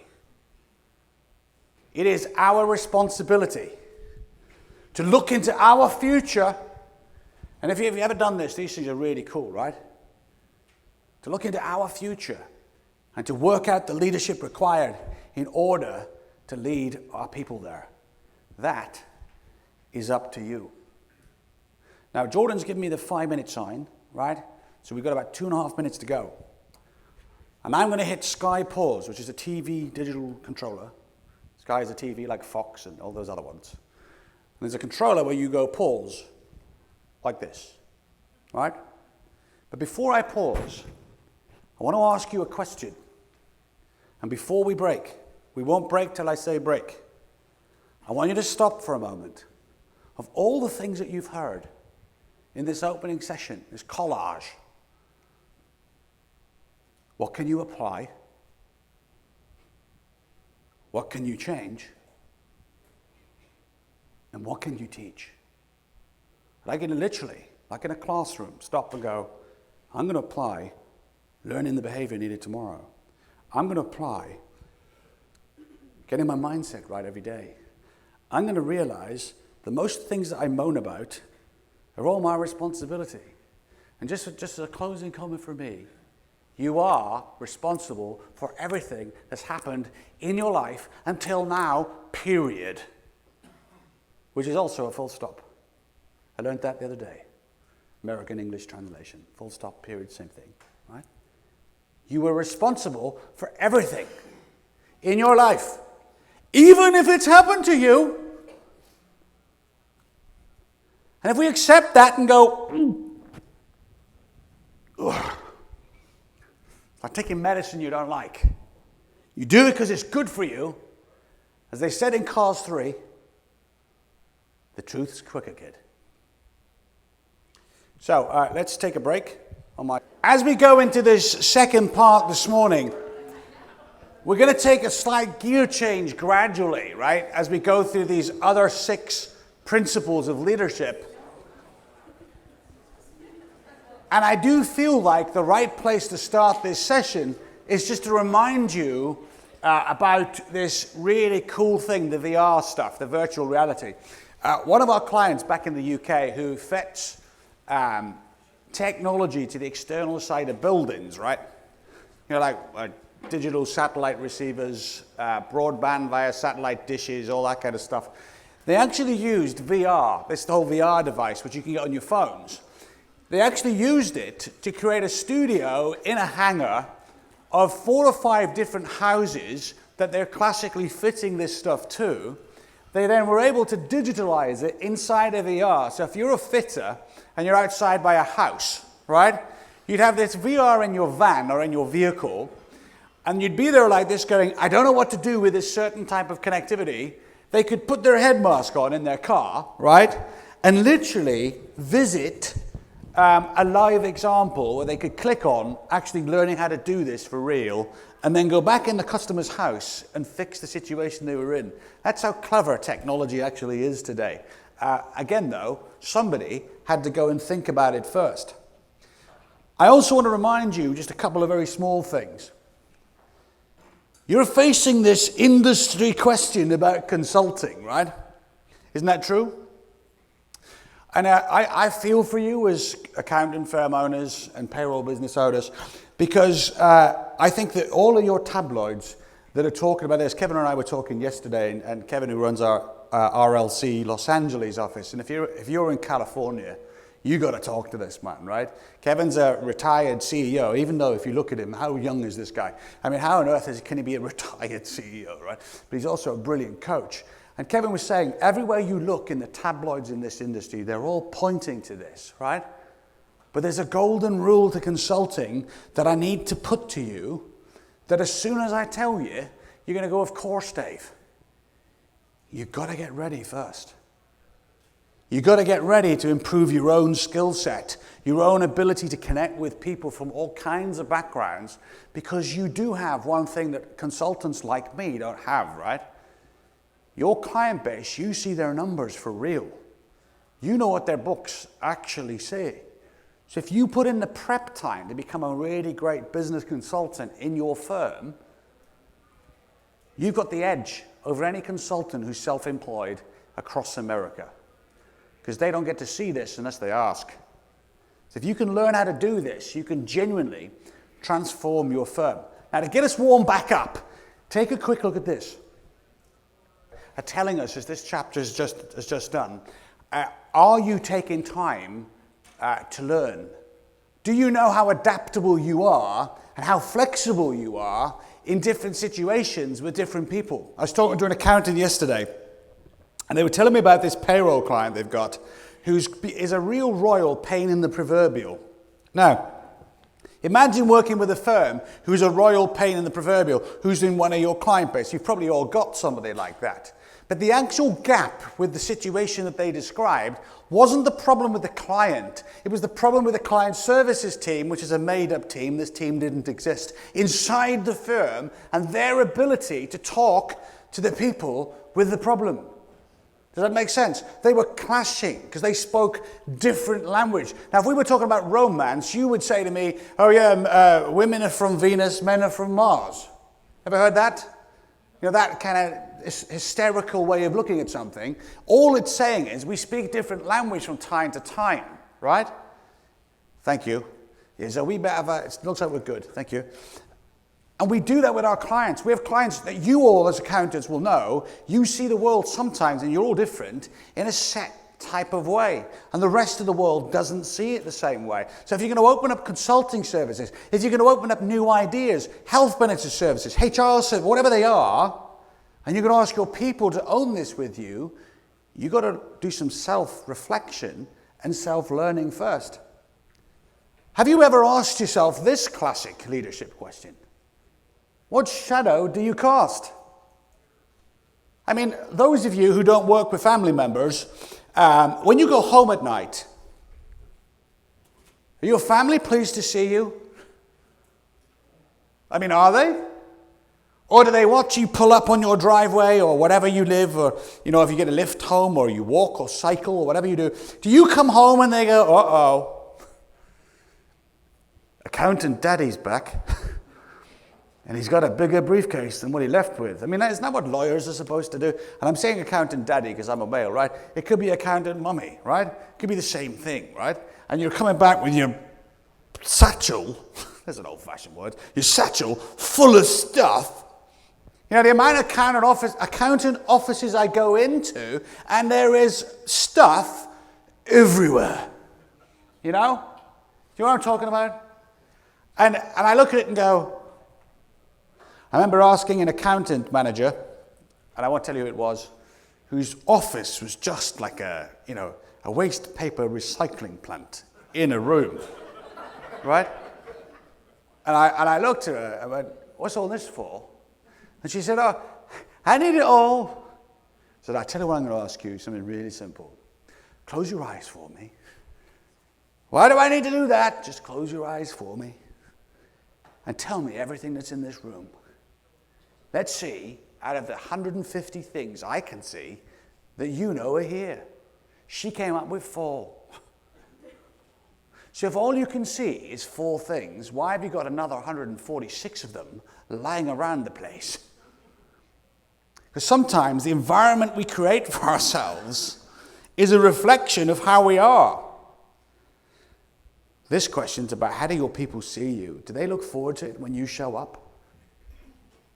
Do you set the right example? Remember, leadership rule number 1. Model the behavior you're expecting from your people tomorrow, today first. Now, I love this example, and Simon Sinek's work doesn't need any follow-up to that. But how many of you take his coffee pot example and go, oh yeah? And how many of you have also got people in your firms who do that? And then you never really stop and say thank you. You never say that, that extra bit. And I love the lift example he's just given you. What are you like? And what he's really teaching you here is not about, do I do the lift in my firm, right? What he's actually saying to you is, how do you live your life as a leader? Do you take your authenticity as a leader to the park with you, to the gym, to the supermarket? And then one last thing. I'm sure you're all going to agree with me when I tell you this. Doesn't he look like Brent Model? Who's to say it's not actually Brent Model on the TV? Anyway, a couple more things. Well, I won't comment on that, of course. No, I was just saying he had more hair. He had more hair. Okay, brilliant. Now, of course, I wouldn't be so harsh on yourself, all right? But the thing about this, I want to ask you question number 2 on the back of what you've just seen. And I think there's a big message in that Sinek video. You saw them advertising his own stuff. You should follow what that guy has to say. But what you'll notice, he's saying stuff that in leadership is so simple, we're all going there going, uh-huh. But the difference is, it's not the aha moment, it's do you do it?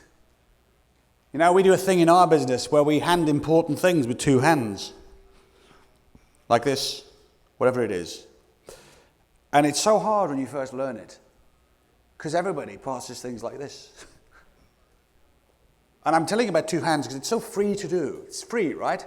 But it perceives, and it's from the Middle East, it perceives value in what you're handing. If you're handing somebody a leaflet from your practice and you don't take the time to give it to them properly, you shouldn't be surprised if they just shove it in their bag and forget all about it. Because you implied this is not valuable. I'd have it in supermarkets or shops when they give you your credit card back, like that. Of course they should. It's a frigging credit card. That company wants to make money off me. This is valuable, or your bank debit card. Let's take a look at this one. Do you know your story? You know, we had a really interesting call the other day about how to do blockbuster networking and how to actually ask the question. So if I meet somebody, how do I introduce my company, right? How do I say what I say? Do you do this one? Oh yeah, I run an accounting firm and we do payroll and taxes. And you all know what happens. The person you're meeting at the networking event goes, glaze, squint-eyed, uh-oh, accountant alert, talk to somebody else. I know, I'm sure none of you have that actual problem, right?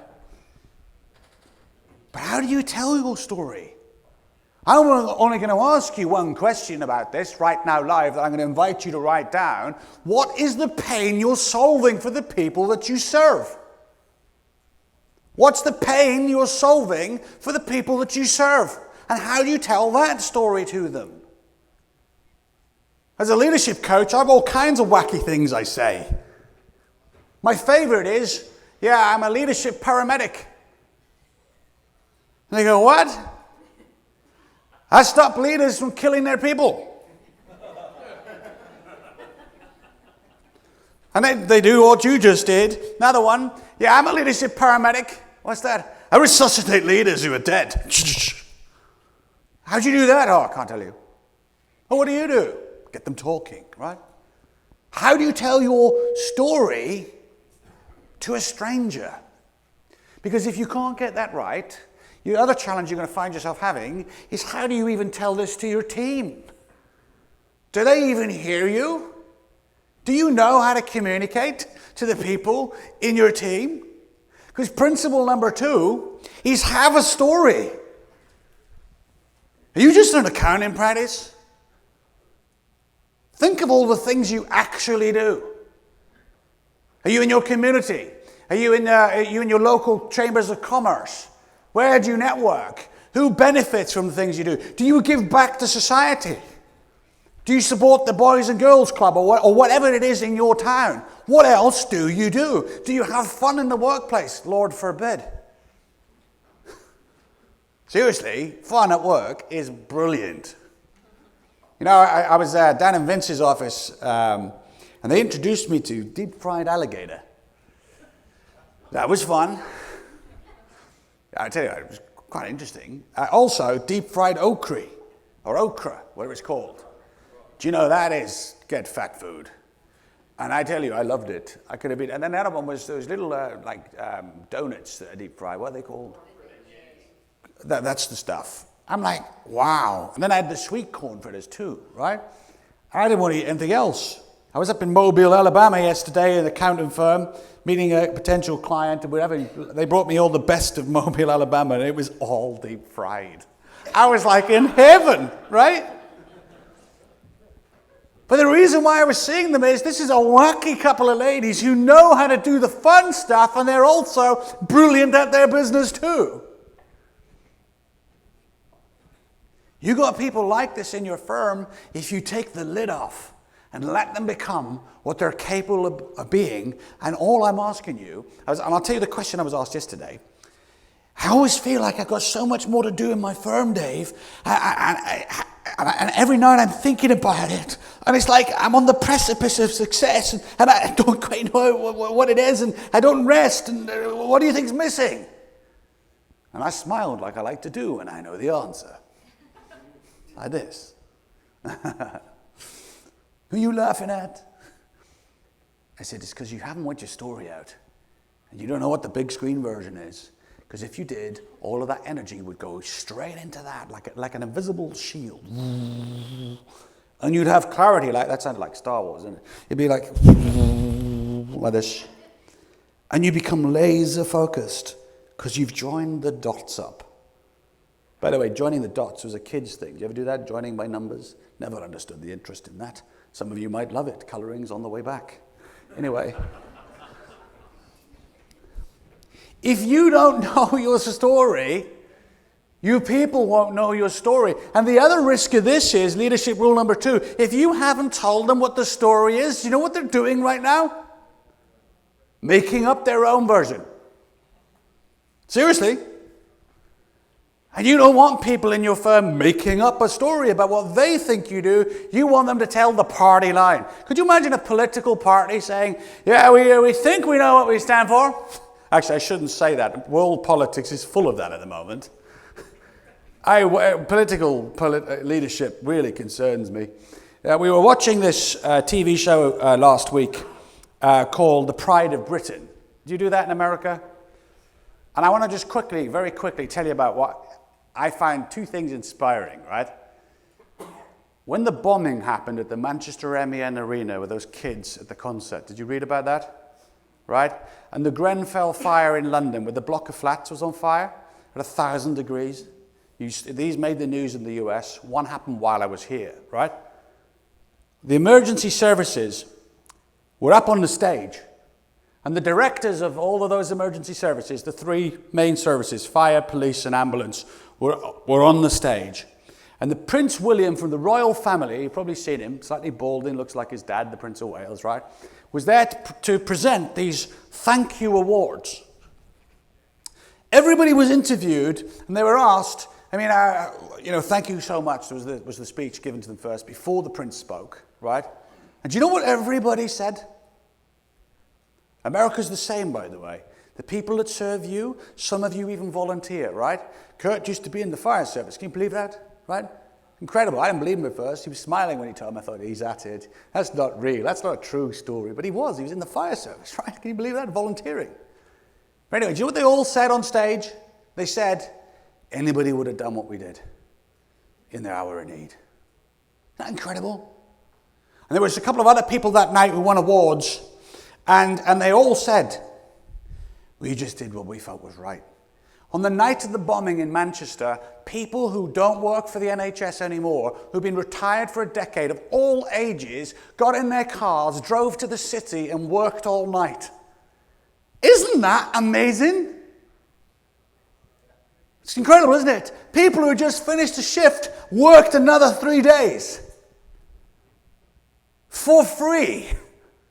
Because the people needed it. That's a powerful story, isn't it? But they all knew one story. The story was humility.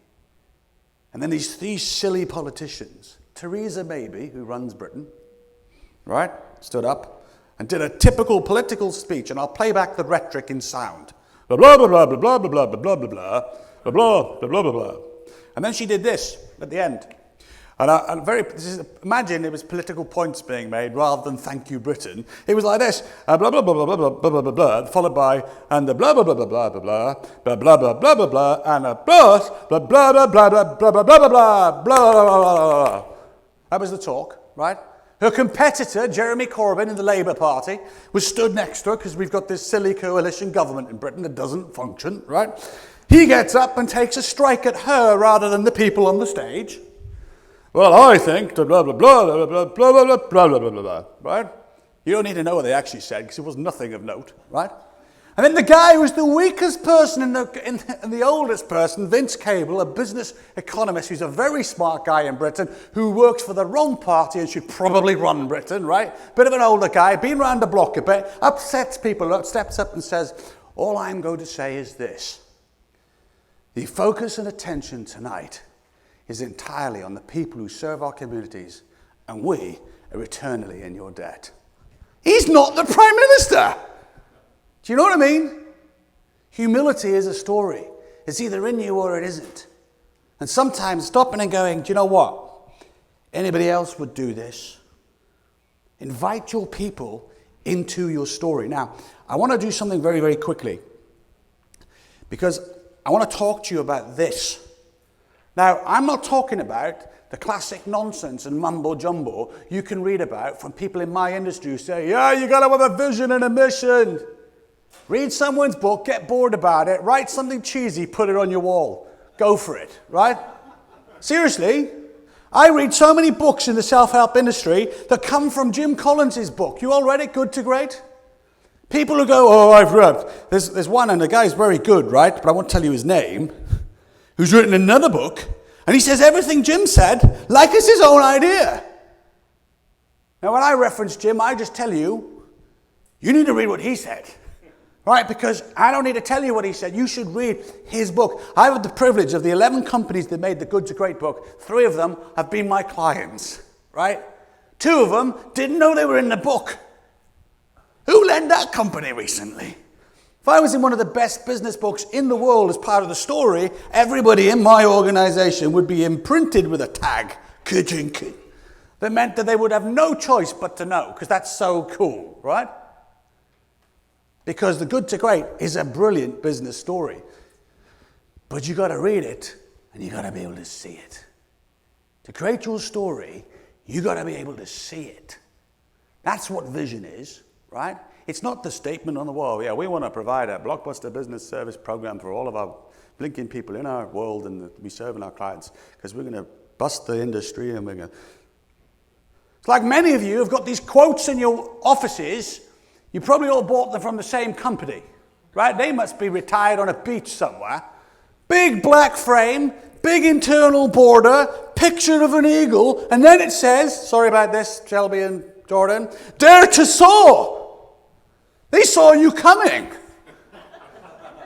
Out of companies in the accounting industry, I walk around and that's what you've got in your boardrooms and on the wall. And all I'm saying to you is, right, you want to sell a story to your clients, you need to tell the story in a way that your clients see the world, and you need to make every message you put up about what your story is. So if you walk in, a bit like our videos, they say, if you look at the start, Success Framework, RLC, right? You cannot buy that anywhere else in my industry from any other person who thinks they know what I do, because I wrote it.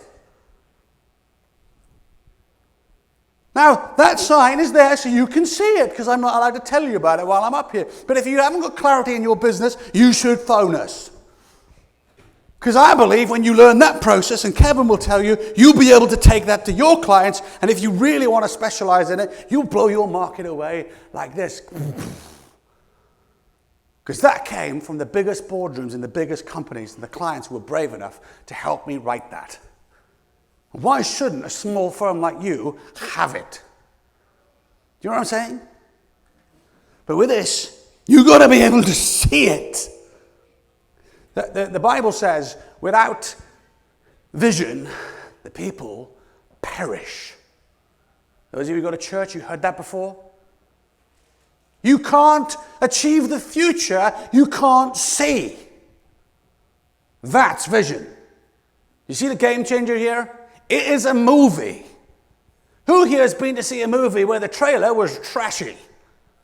Anybody? I haven't. I've been to some movies that ended up being trashy. 3 I left. 1 I watched on triple speed. The Day After Tomorrow. Anybody see that? I watched that on double speed for half the film and triple speed in the rest. I didn't miss a thing. It was that rubbish. If you haven't seen it, do what I said. You'll get the movie over very quickly and you'll save loads of time. And you'll go, oh, I didn't need to see that properly. The world just blew up. And they survived. The end. Brilliant. Do you know what I mean? Yeah. Hopefully that's not on your list. Another one of my favorites is Dead Poets Society, right? I made my son Max write an essay about that film one particular day because he was sitting there watching it. We homeschooled him for a while. And I said, look, I want you to write about this. And he chose the quote in it that was my favorite in the movie, and I didn't tell him. The theater of life goes on. Will you contribute a verse? That's from a movie. Can you believe that? And this film, of course, why we chose this about vision He's, of course, if you haven't seen the film, the only people that can see the baseball players and the guy, the famous actor, I forget his name, right, who's doing the narrative, yeah, there you go, is Kevin Costner, his character. He's the only person that can see them, right? And why I'm showing you this film, that is a real example of when you get close to something that's different and those around you are telling you, what are you doing that for, right? And can I give you a personal example that I know about through relationship? Do I have your permission to be a bit blunt? Is that okay, everybody? So Sean Manning, many years ago, decides to franchise his payroll business. I bet many of you went, what the heck's he doing that for? And you probably went to an FRG group somewhere and went, hey, you shouldn't be doing that, darn it. That's not what we do at PASBAR. Right? You were probably all the guy with the foreclosure notice going, what you doing that for? And there'll be other people in this room right now because of that who won't tell you a brilliant idea that could make you millions of pounds because they've heard about that. Sorry, I was just getting a bit close to the cloth, right? And the reason why I tell you, there's a mobile phone communications business that I know, that I work with, where a guy in a shop gave an idea to the business that makes them £11 million profit per year as a result, because he was brave enough to tell them. Can you imagine how many people don't say anything about the ideas that they have that could help transform the relationship between your firm, your people, and your clients? Some of the best answers of tomorrow are sat inside your firm, and you're like the guy with the foreclosure or the lady with the foreclosure, just to be fair to both of us, right? Both sexes. You're there going, oh yeah, what are you doing that for? What are you doing that for? Get out of the way. I was asked 2 weeks before I did Ironman, I got a blood infection, and I was strongly advised I shouldn't do it, right? The week before, I was on drugs you can't imagine, right? I had no power back till the Thursday before race day. And my best client, who was in my book, she wrote my foreword, Carla Stockton-Jones, the Home Service Director of Sky. She even said to me 2 days before the weekend, she said, Dave, you shouldn't really be doing this, right? And she goes to all my classes. She knows everything I've ever thought, right? And she wrote the foreword. And I'm all for women in leadership, which is why I wanted a lady to write my foreword, right? So somebody close to me said, you shouldn't do this, and it sounded intelligent. Do you know what I mean? And I went, no. I'm only kidding what I'm about to say next. Please do not find it offensive. Get behind me, Satan. Right? There's nothing to do with Satan, right? He wasn't involved in this. All I'm telling you is this. When people close to you at key moments are telling you, you shouldn't do this, they're not always right. I always go back to the Bible when I was a kid, and they talked about the promised land, and they sent the spies out, and they all came back, didn't they, right? And what did the spies say? It's full of giants, we can't go. You can read the Bible yourself, right? And 2 of them said, I think we've got this. And there are countless other stories in the world that teach you the same lesson, but it's up to you as the leader and the founder of your business to think big. Now, I want to tell you about this for about 2 minutes, and then I got to press on because we got an agenda and a promise I made to Jordan I will deliver the 7 principles on time today, right? But this is so cool, right? I go around the world talking about great big thinking followed up by great big actions, right? And what I've learned this year, they've got to go up 10 times. Even bigger. But the secret is big, huge. So huge you can't even have enough time to say the letter H on the word huge. You got to go huge, right? Followed up by massive action is the future, if you want it. I was speaking to somebody, I was telling Marilyn about this yesterday, and I was like so proud, I was like a proud daddy, right? A client of ours told us they were disappointed with achieving 78% of their goal, right? 78% of their goal. Disappointed. And then they said, and we realized something. 78% of a goal that was 10 times bigger than we'd ever anticipated. So we're about twice or even 3 times as far as we would have ever have gone if we hadn't started it. Do you know what I mean? Big thinking starts in your mind. You want to inspire people to think big. You've got to teach them to act big. The two work together. Think big, act big. Think big.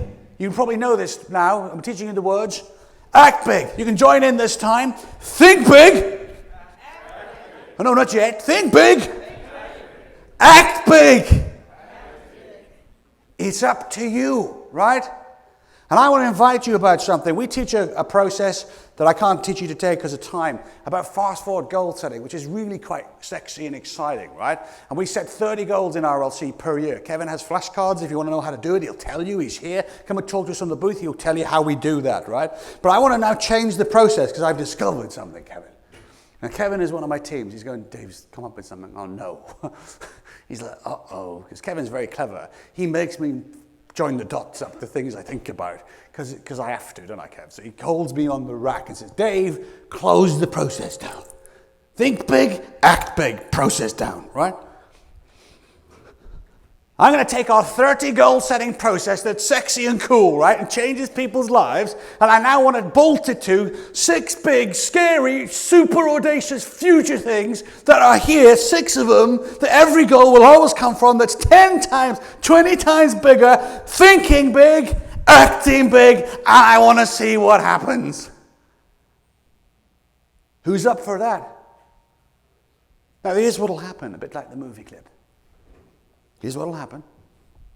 Somebody in the room will be thinking this thought.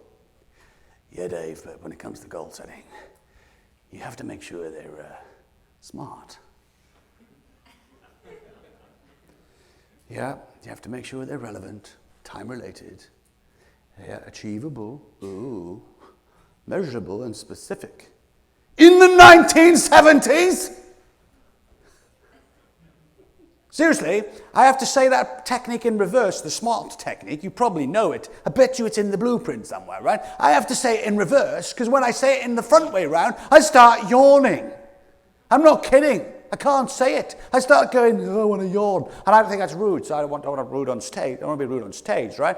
But I like to think about the new SMART, right? You can have this for free. I'm going to say it too fast. You can think about it in your own time.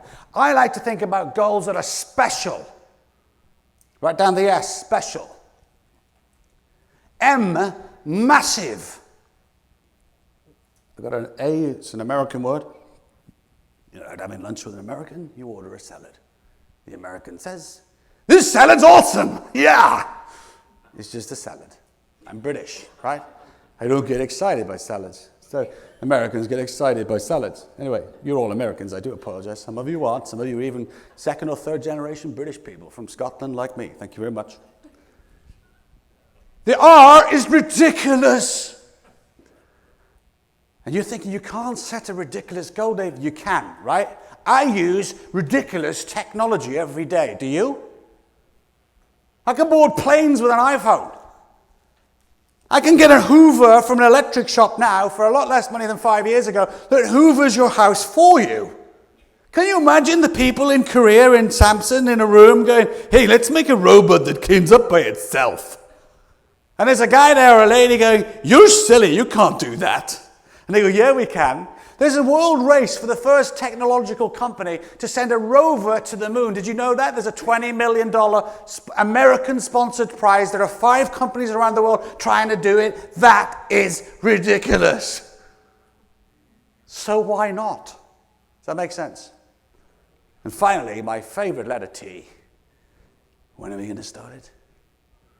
Today. Today. Every big, audacious, crazy goal you ever set starts by a small, tiny action. You begin. I opened and closed a business in Norway for no reason, actually closing it, just that this particular team, they were off doing something else in the end.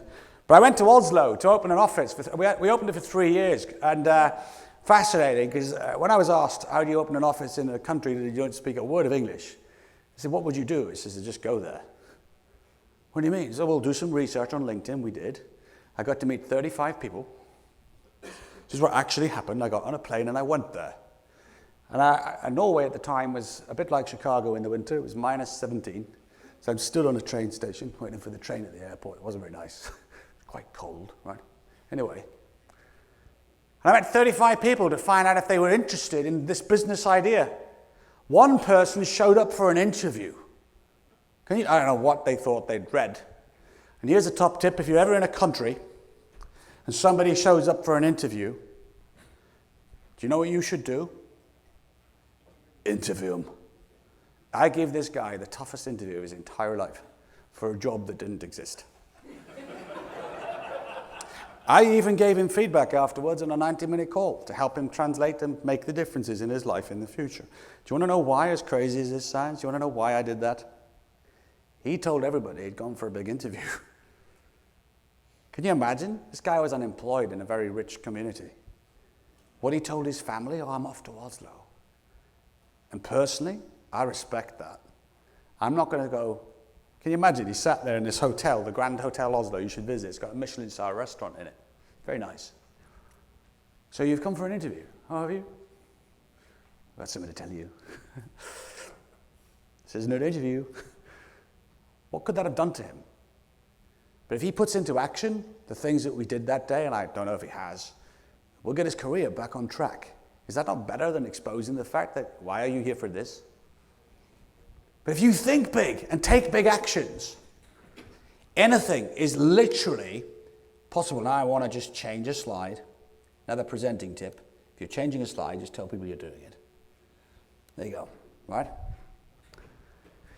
I mentioned this earlier, but I want to ask you a question. So remember, leadership principle number 2 is, do you have a story? We're moving on to number 3. Question number 3. Are you the linchpin in your company, right? So does everything go through you? Are you a micro person? Are you involved in everything? I mean, are you? You might not be, which is great. Are you in the way?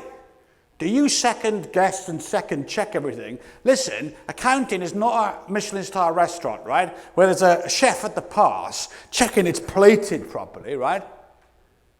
Does your firm rely on you? Are you still in production? And I know some of you aren't, well done. And if you are, get out of production. It's the PASBA way. I don't need to tell you what the PASBA way. That's your job, right?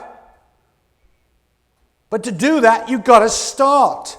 You've got to begin. You've got to find the process and start to map it out a bit and say, how do I do this? Why do you need to do this? Because here's leadership principle number 3.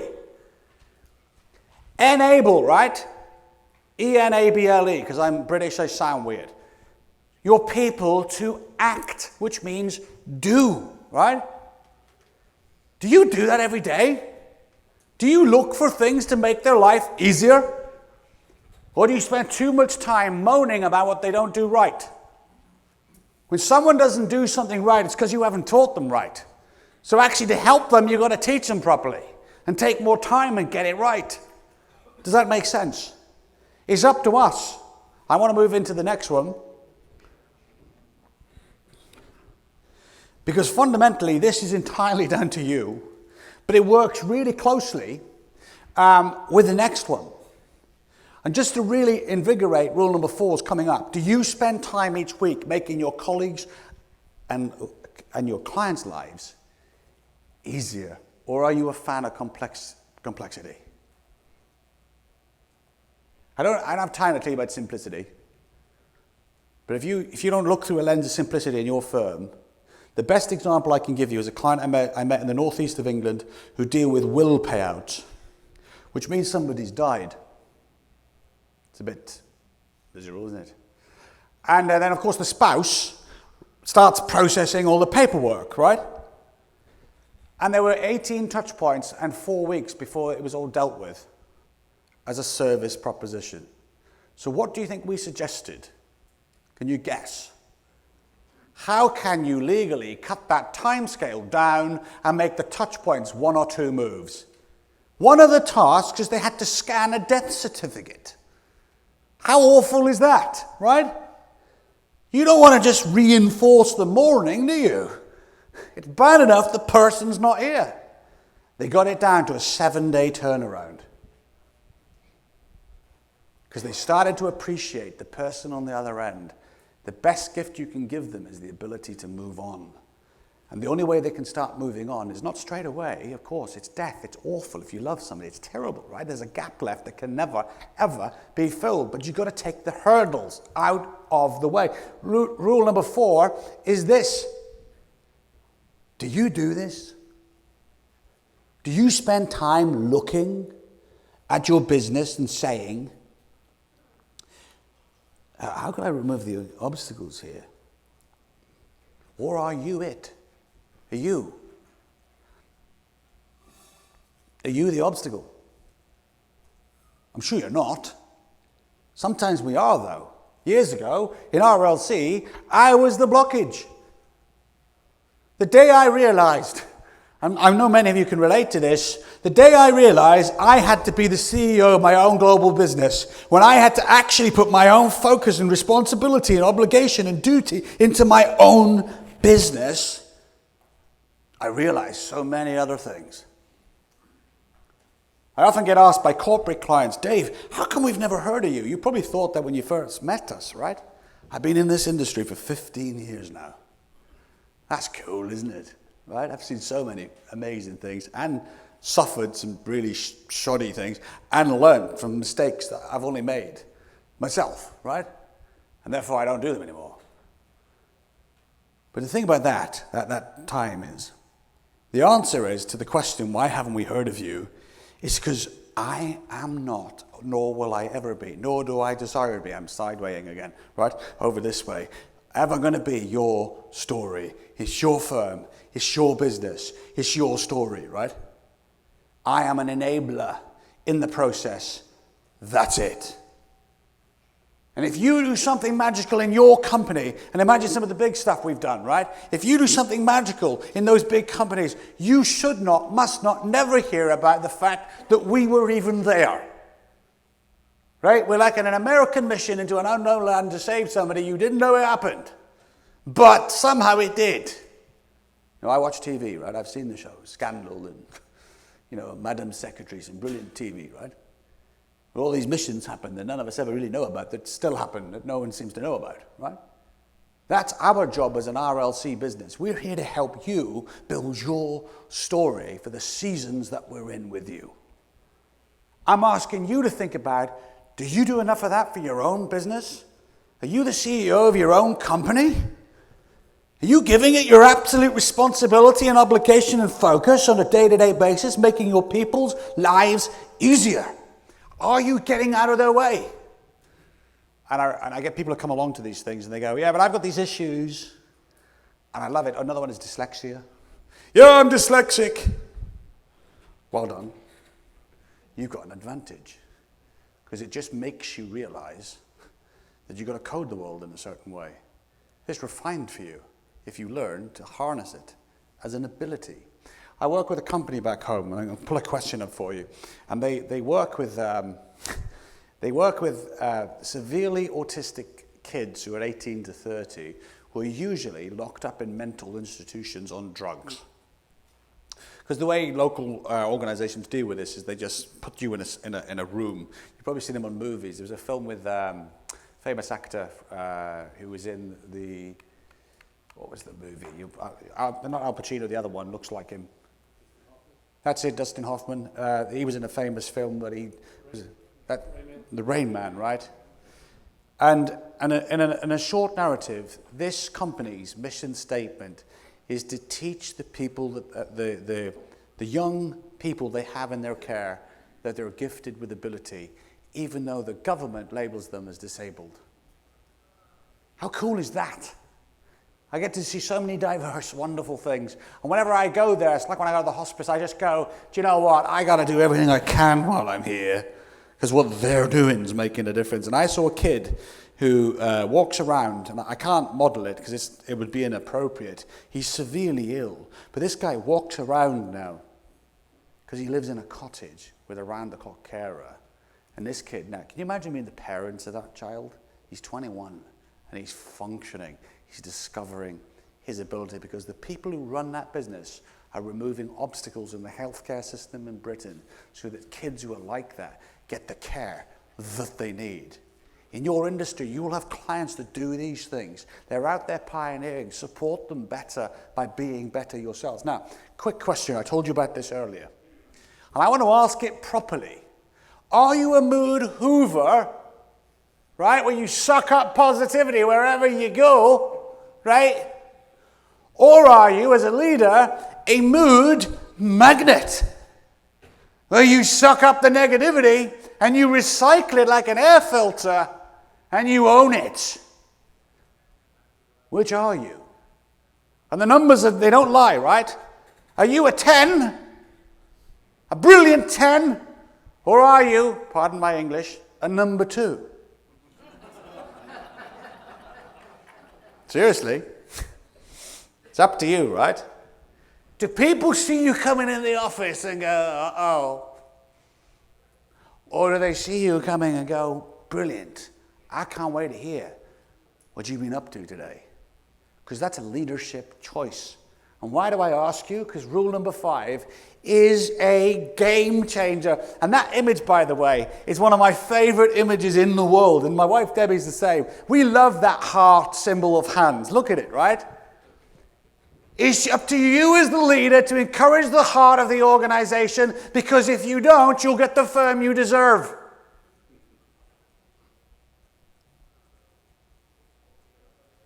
Do you know what I love in America is when people go, because you do service in the service industry better than anywhere else in the world, right? And what I love about America is I catch people out. They say to you, how are you today, sir? Because they've been trained to, right? So guess what I say? First of all, I give them an answer from the moment, in that exact moment in time. And I tell them exactly where I'm at. Right? I don't give them an answer that I thought of yesterday or my lines. I'll stop and go, well, actually, some of you will recall me saying this on video calls. I give you real answers, right? Because I assume you meant it. When you say, Dave, how are you? Well, I'll give you a funny example in a minute. But in America, you go, how are you, sir? I'm really good. How are you doing? And do you know what the person says 9 times out of 10? Thank you for asking. It's like they're shocked. I was going through fast track at security. Where was I? London Heathrow. I got Sky Priority with Delta. It's really quite useful because you just skip queues, right? And the guy's there. There's a big queue. It's a miserable day. It's Sunday. He's doing his job at the airport. And he's looking at my coupons, tickets, and he's scanning it. And I went, how are you doing anyway? And I made it sound like it was throwaway. And he went, do you know what? You're the only person who's asked today. And I'm going, oh my goodness. That means his boss hasn't asked. Do you know what I mean? His boss hasn't asked. Maybe his family haven't even asked. Do you ask? Do you say thank you to people that do work for you, even if they assume it's their job? See, highly logical people will say, yeah, I don't need thanks for the things that I do. Some of you in the room might think that, right? Yeah, it's just a process. But that's not the excuse not to do it, though, right? Because other people in your team, if you don't tell them well done, they leave. The average reason for millennials leaving firms today is because they don't belong, right? And when they did a survey, Gallup did a survey, and the top answer for the reason what they leave is nobody tells me whether I'm doing a good job around here, so I ain't staying. Do you encourage the people in your firm? Because I shared this with you in September. It takes somebody to believe in somebody. Sometimes for that somebody to believe in who? Themselves, right? Be the permission enabler in the people that you lead. You change your business. Now, a couple more things. What does encouraging the heart actually mean? You got to choose to care. 10 years ago, I was troubled about caring for people because I realized there's people in the world I don't like. Honestly, there's some people I meet, I don't want to care for them, right? And I was sitting there going, I don't like some people. right? And I was troubled by the fact, how do you care for people you don't like? And then I worked it out. I care for the people that care for the people that I don't like. That's pretty clever, that, right? You make a difference in a different way. Do you nurture the heart of your firm?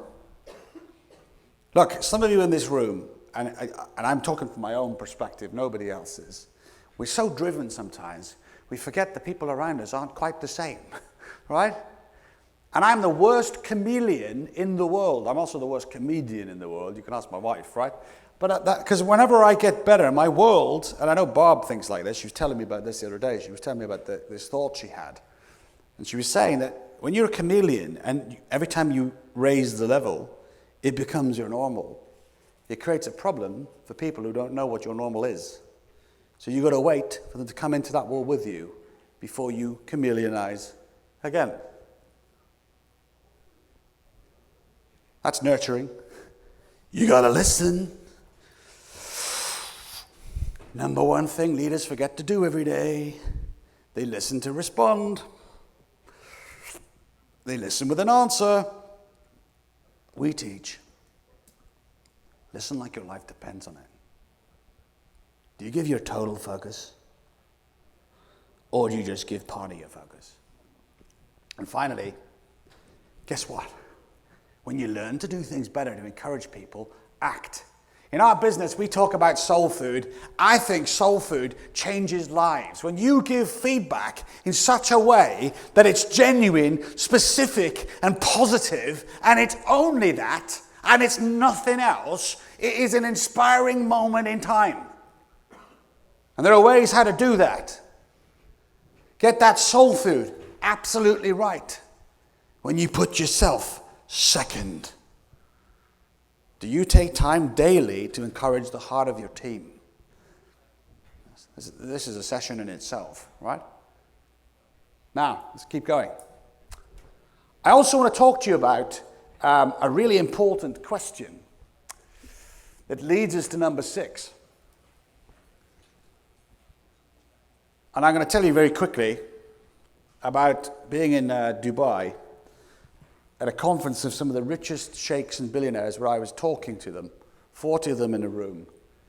Whenever I spoke to them about technical skills and hard skills and software and technology and investing in their firm to make it better, every one of them would not hesitate to write a check. When I asked them about investing in skills that don't fit those boxes, which are usually human subtleties, leadership skills, coaching that is real, not coaching that is nonsense. Now, I'm a fully qualified nonsense spotter in the world of coaching. There are people in the world in the coaching industry that I'm in the US, people some of you in this room know, who should have stuck at the job they were doing before they became a coach. Because organizations around the world license them to be coaching, and I'm like, ugh. There's a Dragon's Den video, a bit like your Shark Tank, back in Britain, of a lady who was asking for investment to become a coaching business, and they asked her, why should you become a coach? And she said, I've just done a 7-day program. That was the end of the pitch, right? Our industry is sometimes a fallacy, but in it there are giants. I've been lucky enough to spend time with some of them. I'm working on my own giantness on the inside out, right? And I'm nowhere near it.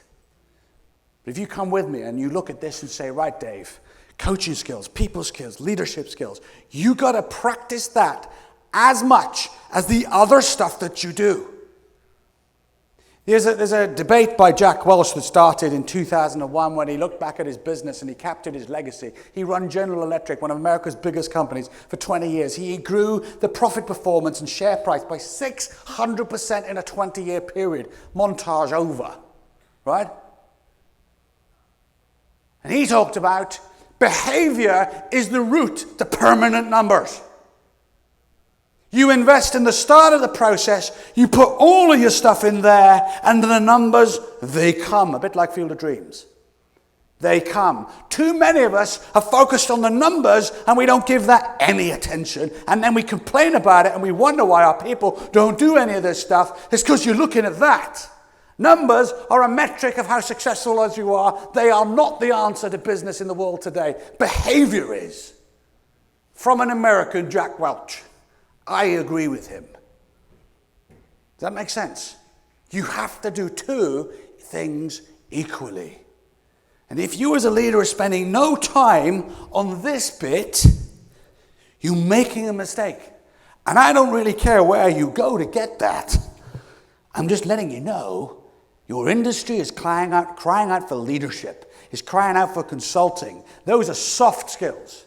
They are not technical. You want me to give you proof?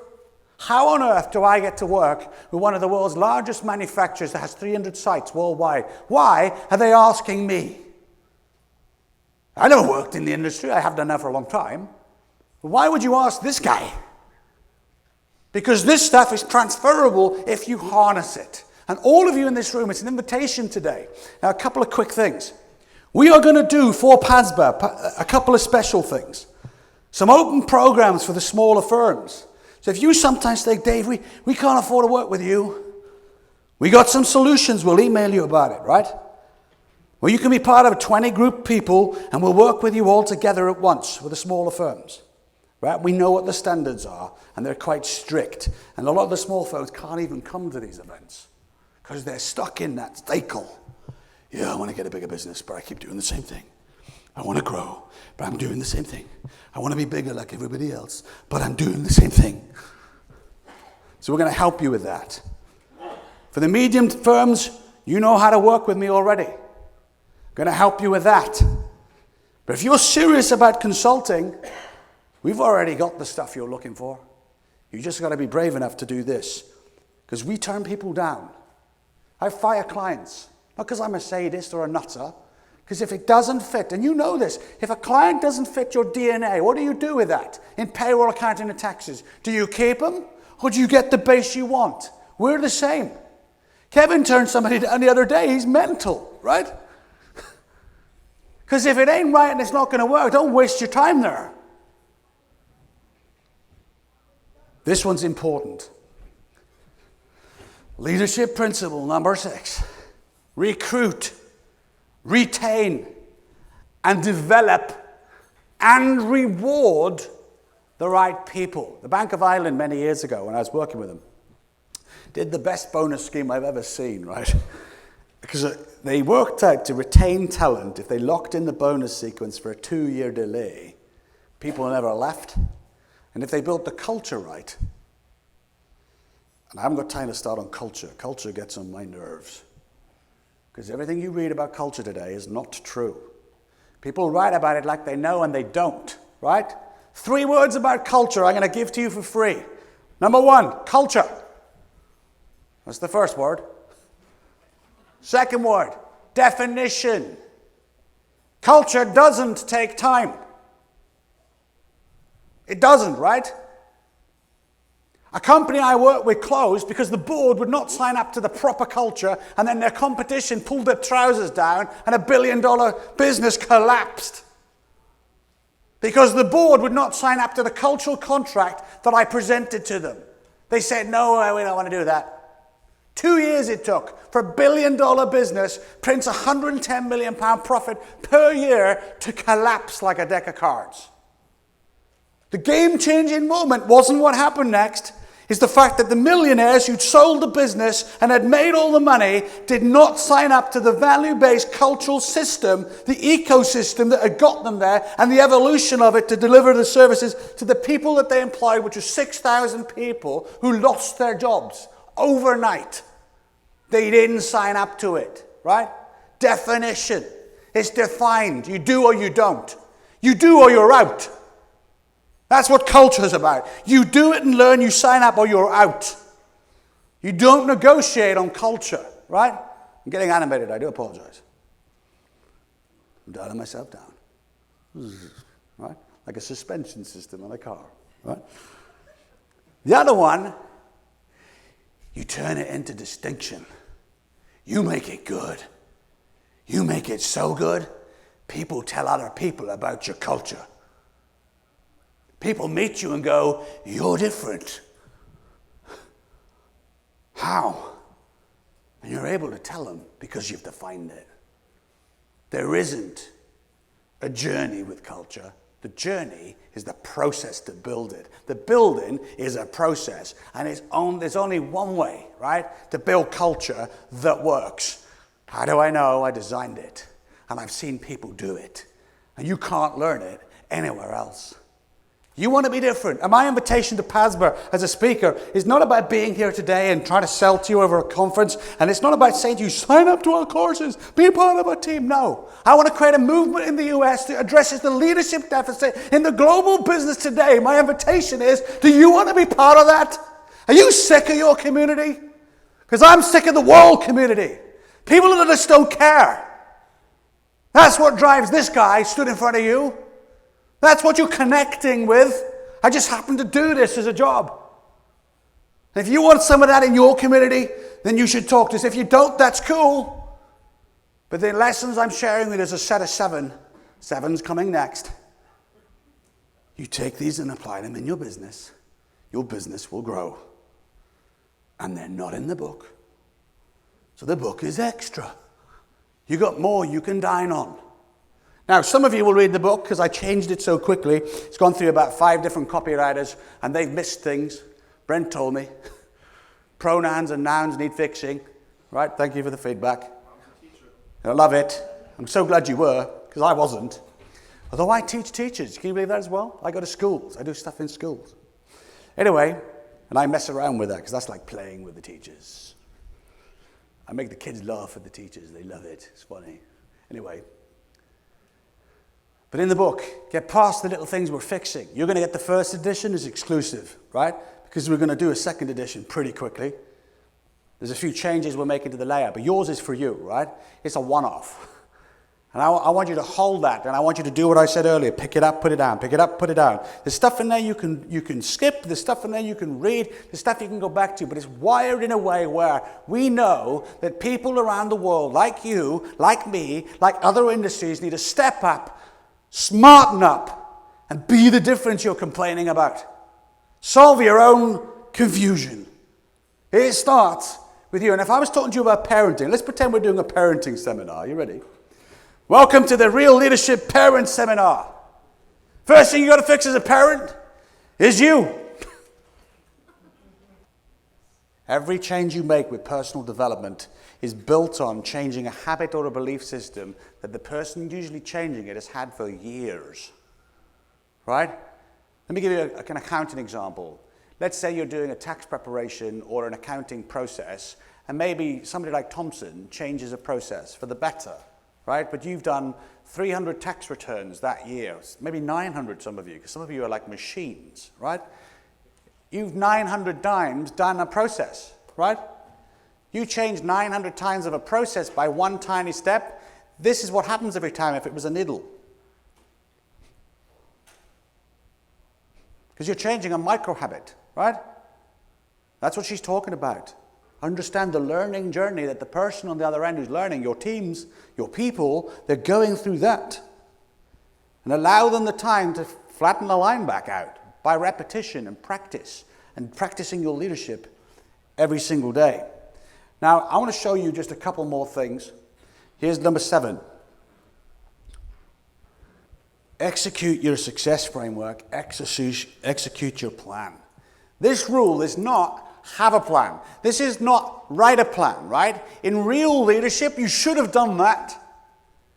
Any leadership course that tells you to write a plan, they're already late at the races. The race is gone, right? This is a way of doing business. Whether it's a single-page plan or a thesis, it's up to you, right? I got a whole theory on not having a thesis plan if you're not sure about what you're doing. Getting started is where you write the proper plan because you find out first. That's not what you do with everything, right? But I agree with investors. I should be able to see the plan of your business on a page and be able to just decide at a glance whether I think your business is up for it or not. Do you know what I mean? That's what investors ask for, isn't it? And then they check. Then they go and let's see if they've done their diligence. Execute your framework. Execute your plan. And if you haven't got one of your takeaways has to be to go away and say, listen, how do I work that out? And if you don't know how to, talk to Kevin, talk to me, talk to your friends and colleagues, talk to your FRG group. And listen, your FRG system, I think, is very clever, right? It's very, very clever. But I think you've got to, and I'm going to say this to you as I know is true, and some of you talk to me privately, so therefore I know this is true. You've got to take the ego out of your FRG groups to make them better. Because then they become powerful, right? It's not about portraying a load of information to your FRG so that no one has a go at me. If you're having a go at somebody about something they're doing in their business, get out of your own way. Because it stops people being brave. Ask the question you meant to ask. Right? There's a lady I work with. I'm going to be very quick because I want to tell you a story to finish. Right? A classic story from my industry that hopefully will get you thinking. Right? And she was telling me about this. She said, I got to go to this finance meeting in this big corporate, and every time I go, they make me jump through hoops to get $9,000. She wanted $9,000 for us to do something, right? In a, I don't know, £12 billion business, she was trying to get $9,000 from a finance committee, and they were making her jump through hoops. And she said, every time I go in there, they have all this data and all this stuff, and every time I go in there, I have this thing happening inside of me, and they're abrupt, they're rude. So I said, wait a minute. Do you know when you're feeling like that? She goes, yeah. Do you know that energy that's going on? She goes, yeah. I want you to use a technique. We run a fire starter program. I know, ask Alina about it. She was one of the best fire starter people I've ever seen. This lady at the front here works with Sean. She was outstanding, works at Experience in Denver. Really cool practice, right? Anyway, I said, do a technique. Settle yourself down, right? She settled herself down. And then ask yourself the question, why are you reacting like that? And what is it you really want to say to this finance committee? She goes, right. And then hit them with it, right in the face. Do you know what happened? She got the money because they were trying to make her feel inadequate to stop her getting the funding to keep it, because a financial controlling committee within a business is designed to protect the funds of the business. There's nothing wrong in that. It's not, though, at the expense of the person stepping into the arena. They are not Shark Tank, right? Your FRGs, adjust the degree of it. Do it better. Apply these 7 principles to your next FRG group. I dare you, and put them up on the wall, because you're going to get this. Put them around on flip charts and say, at this event, wherever it is, and I know what you do, you go to nice places, put them around the room and say, the rules are, we must do these 7 things in our FRG group, and then see what happens. Who's up for that dare? Because you'll strike out the nonsense, and all of you will be forced to leave your ego in the car park, or on the plane, or in your suitcase, or wherever else you want to put it. I can think of some really impolite places. But I want to tell you a story to finish. And before I do, I want to ask you, please do visit our booth. We're here for the whole time. I don't come to conferences and disappear. It's not. I know I had to last time because I had to be somewhere else, and I'd been away on the road for a couple of weeks. We're around for the whole duration. We leave on Thursday. We're praying that our books turn up. If our books don't quite turn up, we're going to find a way to solve it. We don't know what that solution is yet. Maybe get them to the Pasborough, Kansas City place, and they'll maybe send them to you, to everybody, because everybody in the membership gets them. It's not just those who are here. There's enough, right? But they're in the US. That's a start. Customs will maybe release them soon and realize they're not like weapons of mass destruction. And please delete that from your edit. Anyway, I want to tell you a quick story, a famous fable within the training and leadership space that I think just makes you think. And I want to tell you about this high school geek. Right? Go back to when you were at college or at high school. There was a high school geek. And one day, he was walking through the school playground, and he was carrying his 19 books like this, right? And the bullies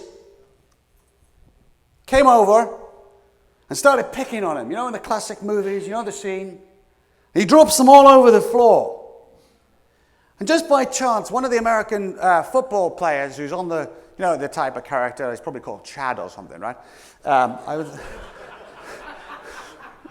Chad comes along, we'll give him a name for the story. He comes along and he intervenes and he stops the bullying and he helps this high school geek pick all of his books up like so. And he walks on with him and he says, I'm really sorry that was happening to you. They get to know each other. Fast forward. And on the walk home, they kind of connect. They become friends, right? And the American ball player, your classic Chad, isn't very good at academics. He's a bit behind on his subjects, right? And he asks the geek to help him. And in return he says, I'll help you bulk up a bit. I'll help you build up your confidence. And we'll do it like a trade. They become best friends. Some 20 years go by. Many, many years later, they go to an event together because the Chad is getting married, right? He's fallen in love with the prom queen. Miss whatever county, And they're getting married together to have the most beautiful kids and all that kind of stuff. And the geek kind of blossomed a bit into more of a bit of a swan, He's become beautiful. He's become a real guy, and he's not that geeky kid he once was. The wedding goes on, and everybody's in the room going, when's this wedding going to end? And they all have the meal afterwards, and it comes to the speeches, and the dad goes, the mum goes, and eventually the best man, the geek, steps up, right? And he steps up, and he says, I just want to do a speech. And he's there, and he tells some stories and some funny things. And then he says, listen, I just want to really just thank you, Chad. And Chad's like, I'm a full man. I'm a ball player. Right? I want to thank you because all those many years ago, you probably didn't quite realize this, right? You didn't realize this. I do apologize. I just had a really awkward moment. Somebody close to my life, this has happened to somebody in my life recently, just this week, right? While I'm traveling. He said, you saved my life. And Chad's like, what do you mean you saved my life? That day in the playground. He said, all right, why is that? When I had all my books, no one ever asked me, why did I have all my books? I was taking them home, so my parents didn't have to collect them. Because I was going home that night to kill myself. Chad had no idea about the impact he had on the high school geek in this metaphorical story. People never find out the real difference they make till afterwards, which means you got to think big and you got to do it anyway. Because you may never know. And it's entirely up to you. That makes sense. Whatever your reason is. Find 3 things from this morning's session to apply. It's up to you. Apply something to change. Find something to change and make a difference. Find some things you can teach your team, teach your people, teach your family. We'll hopefully solve this book issue.